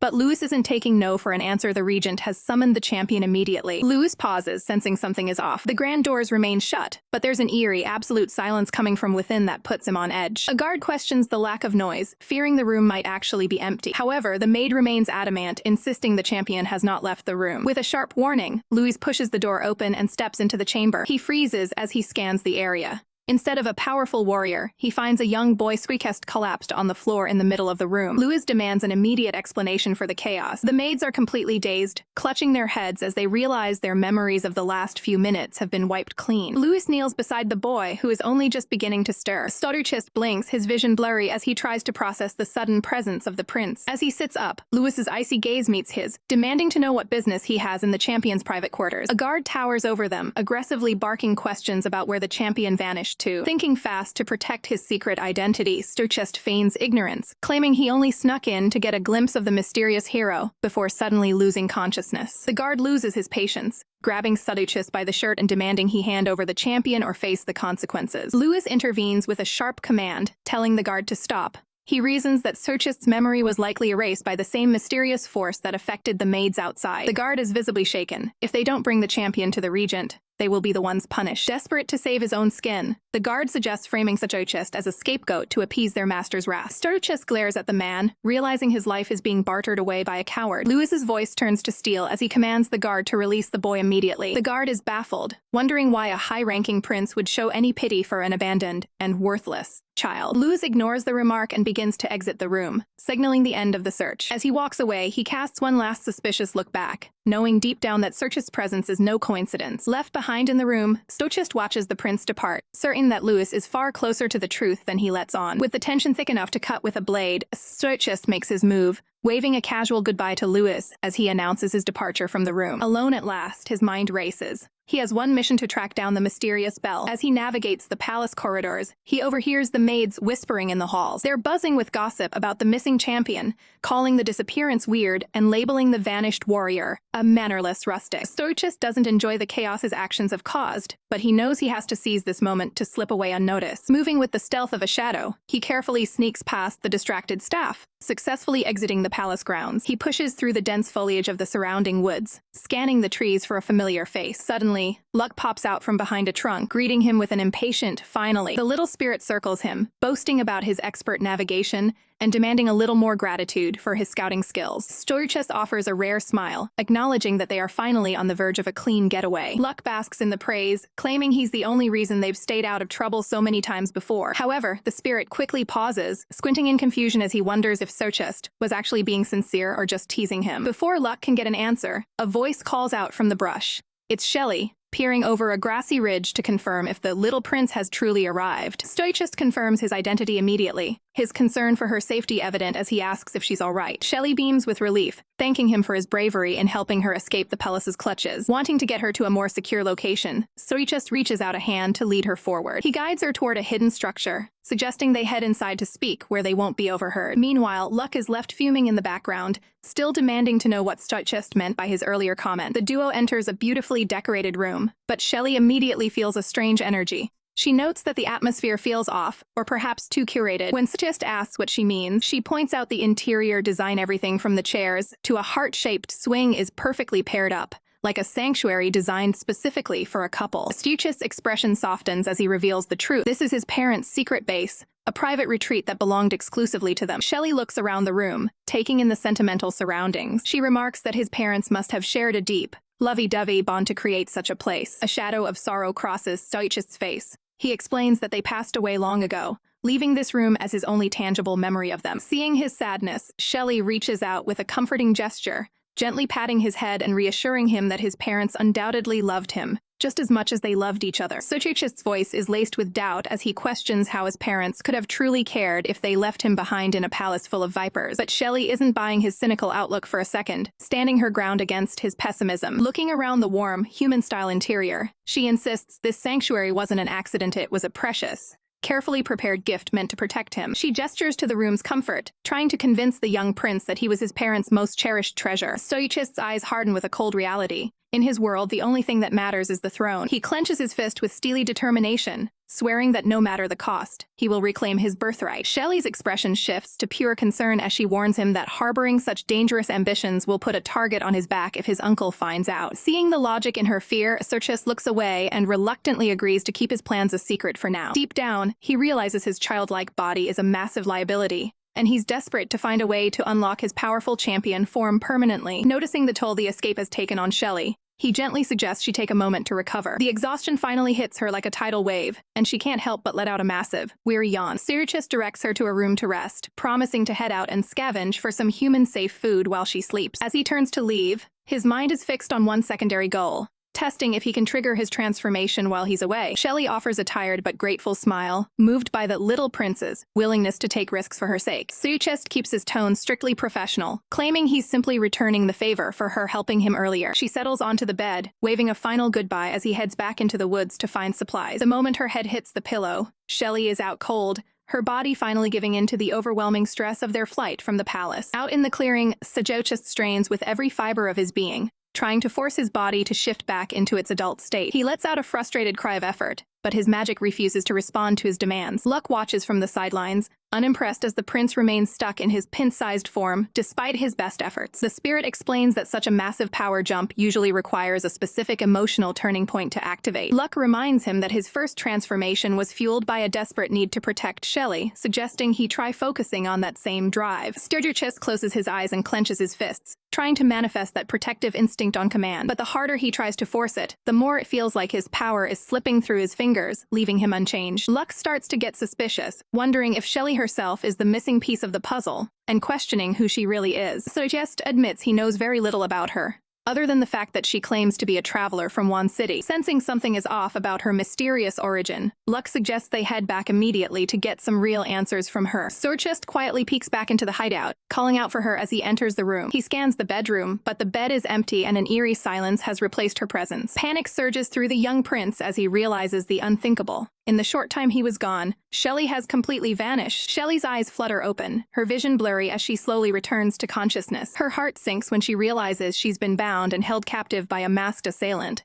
who mocks her for being so easy to catch. The villain, Yamamoto Hertz, towers over her, his voice dripping with condescension as he taunts her helplessness. Suddenly, the cavern ignites. Louise bursts onto the scene, wreathed in a pillar of intense flames, demanding the villain let her go. Yamamoto doesn't even flinch, keeping a cool head as he prepares to deal with the intruder. But the rescue mission hits a wall. Louis's face pales as he realizes his stamina is fading fast. With his energy completely drained, Louis collapses to the ground, unable to maintain his offensive. Yamamoto seizes the moment, a wicked grin spreading behind his mask as he realizes his opponent was just playing tough. He conjures a massive, jagged projectile of pure energy, preparing to end the fight once and for all. With a violent boom, the projectile is launched, tearing through the air with lethal force. Louis watches in gritted teeth frustration, realizing he's been caught completely off guard by the villain's timing. Desperate, he calls out for Micah to take action. But in a split-second sacrifice, Micah throws himself in front of Louis, taking the brunt of a secondary attack. Louis lunges forward as Micah is sent flying backward from the impact. He catches the young spirit, shielding him as the dust and debris settle around them. A heavy rumble shakes the ground, signaling a change in the atmosphere. Louis is distraught, demanding to know why Micah would risk himself. But Micah just offers a weak, reassuring smile. He tells Louis not to worry because Ice has finally arrived on the battlefield. Emerging from the shadows of the cave, a tall, silver-haired figure stands tall. It's Sturgis in his adult form, now known as Ice, and he has already moved with blinding speed to pull Shelley to safety. Shelley gazes up at him, her mind racing.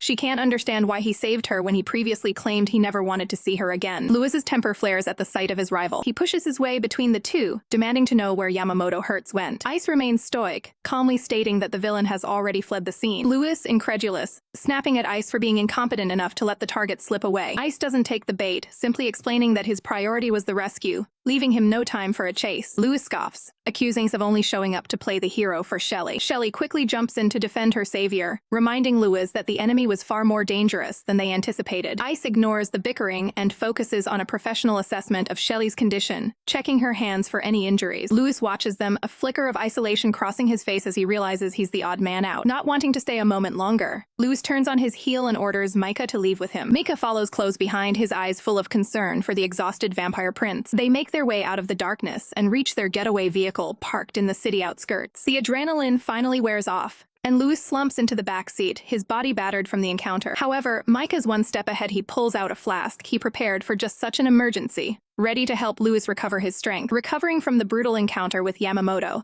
Louis stares at the glowing vial in his hand, questioning if Micah really sacrificed his own energy essence just to help him heal. Micah looks away, his expression softened by a rare moment of vulnerability, insisting that the prince was only ever kind to him and deserved the help. But Louis isn't buying the tough guy act. He warns Micah that extracting energy is a grueling process that will leave him completely drained. Unfazed, Micah flashes a bright, determined smile, reminding Louis that his protective amulets shielded him, and right now it's Louis's weakened body that needs the boost. The scene shifts to the imposing silhouette of the vampire castle, where the group arrives seeking sanctuary. As they navigate the grand hallways, the weight of their recent defeat hangs heavy in the air. Their arrival is met with immediate chaos as a blonde staff member rushes toward them, delivering the news that Louis is currently being roasted alive by the public. Exhausted and over it, Louis rubs his temples, bracing himself for whatever new headache the internet has cooked up. Without a word, she thrusts her phone forward, revealing the digital firestorm. Trending hashtags like Big Baby Louis and Louis Stewart can't take care of himself flash across the screen,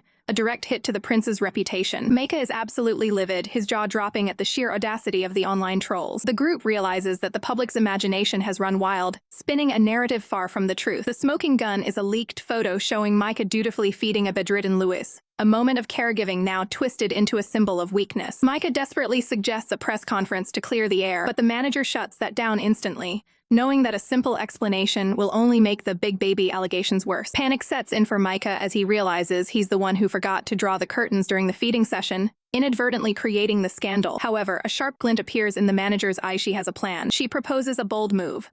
Louis should join the TV show Survival Challenge. This high-stakes reality show tests the survival skills of celebrities in the harshest conditions, the perfect stage to prove Louis is no baby. While the team acknowledges the show's popularity, they wonder why she'd throw a weakened Louis into the wilderness. She smirks, confident that this is the ultimate two birds, one stone strategy to rebuild his image. Maika worries that Louis won't be able to handle being separated from Shelley for the recording, but the manager is one step ahead, revealing that Shelley will be joining the cast as the mystery guest. She offers Shelley $1,000 per day to participate, a deal that sounds too good to pass up. Shelley plays it cool, claiming she's just a massive fan of reality TV and wants to experience the fun. But internally, her eyes turn into dollar signs as she calculates the $3,000 payday for a 3-day shoot. Turning to the prince, the manager asks if he's ready for the challenge. Louis crosses his arms, his gaze intense as he agrees to the stunt, claiming he's doing it for his popularity and doesn't care about the trolls. The team is stunned. The Louis of the past would have never agreed to such a public spectacle. They can't help but wonder if his sudden change of heart has everything to do with the girl standing beside him. With the deal sealed,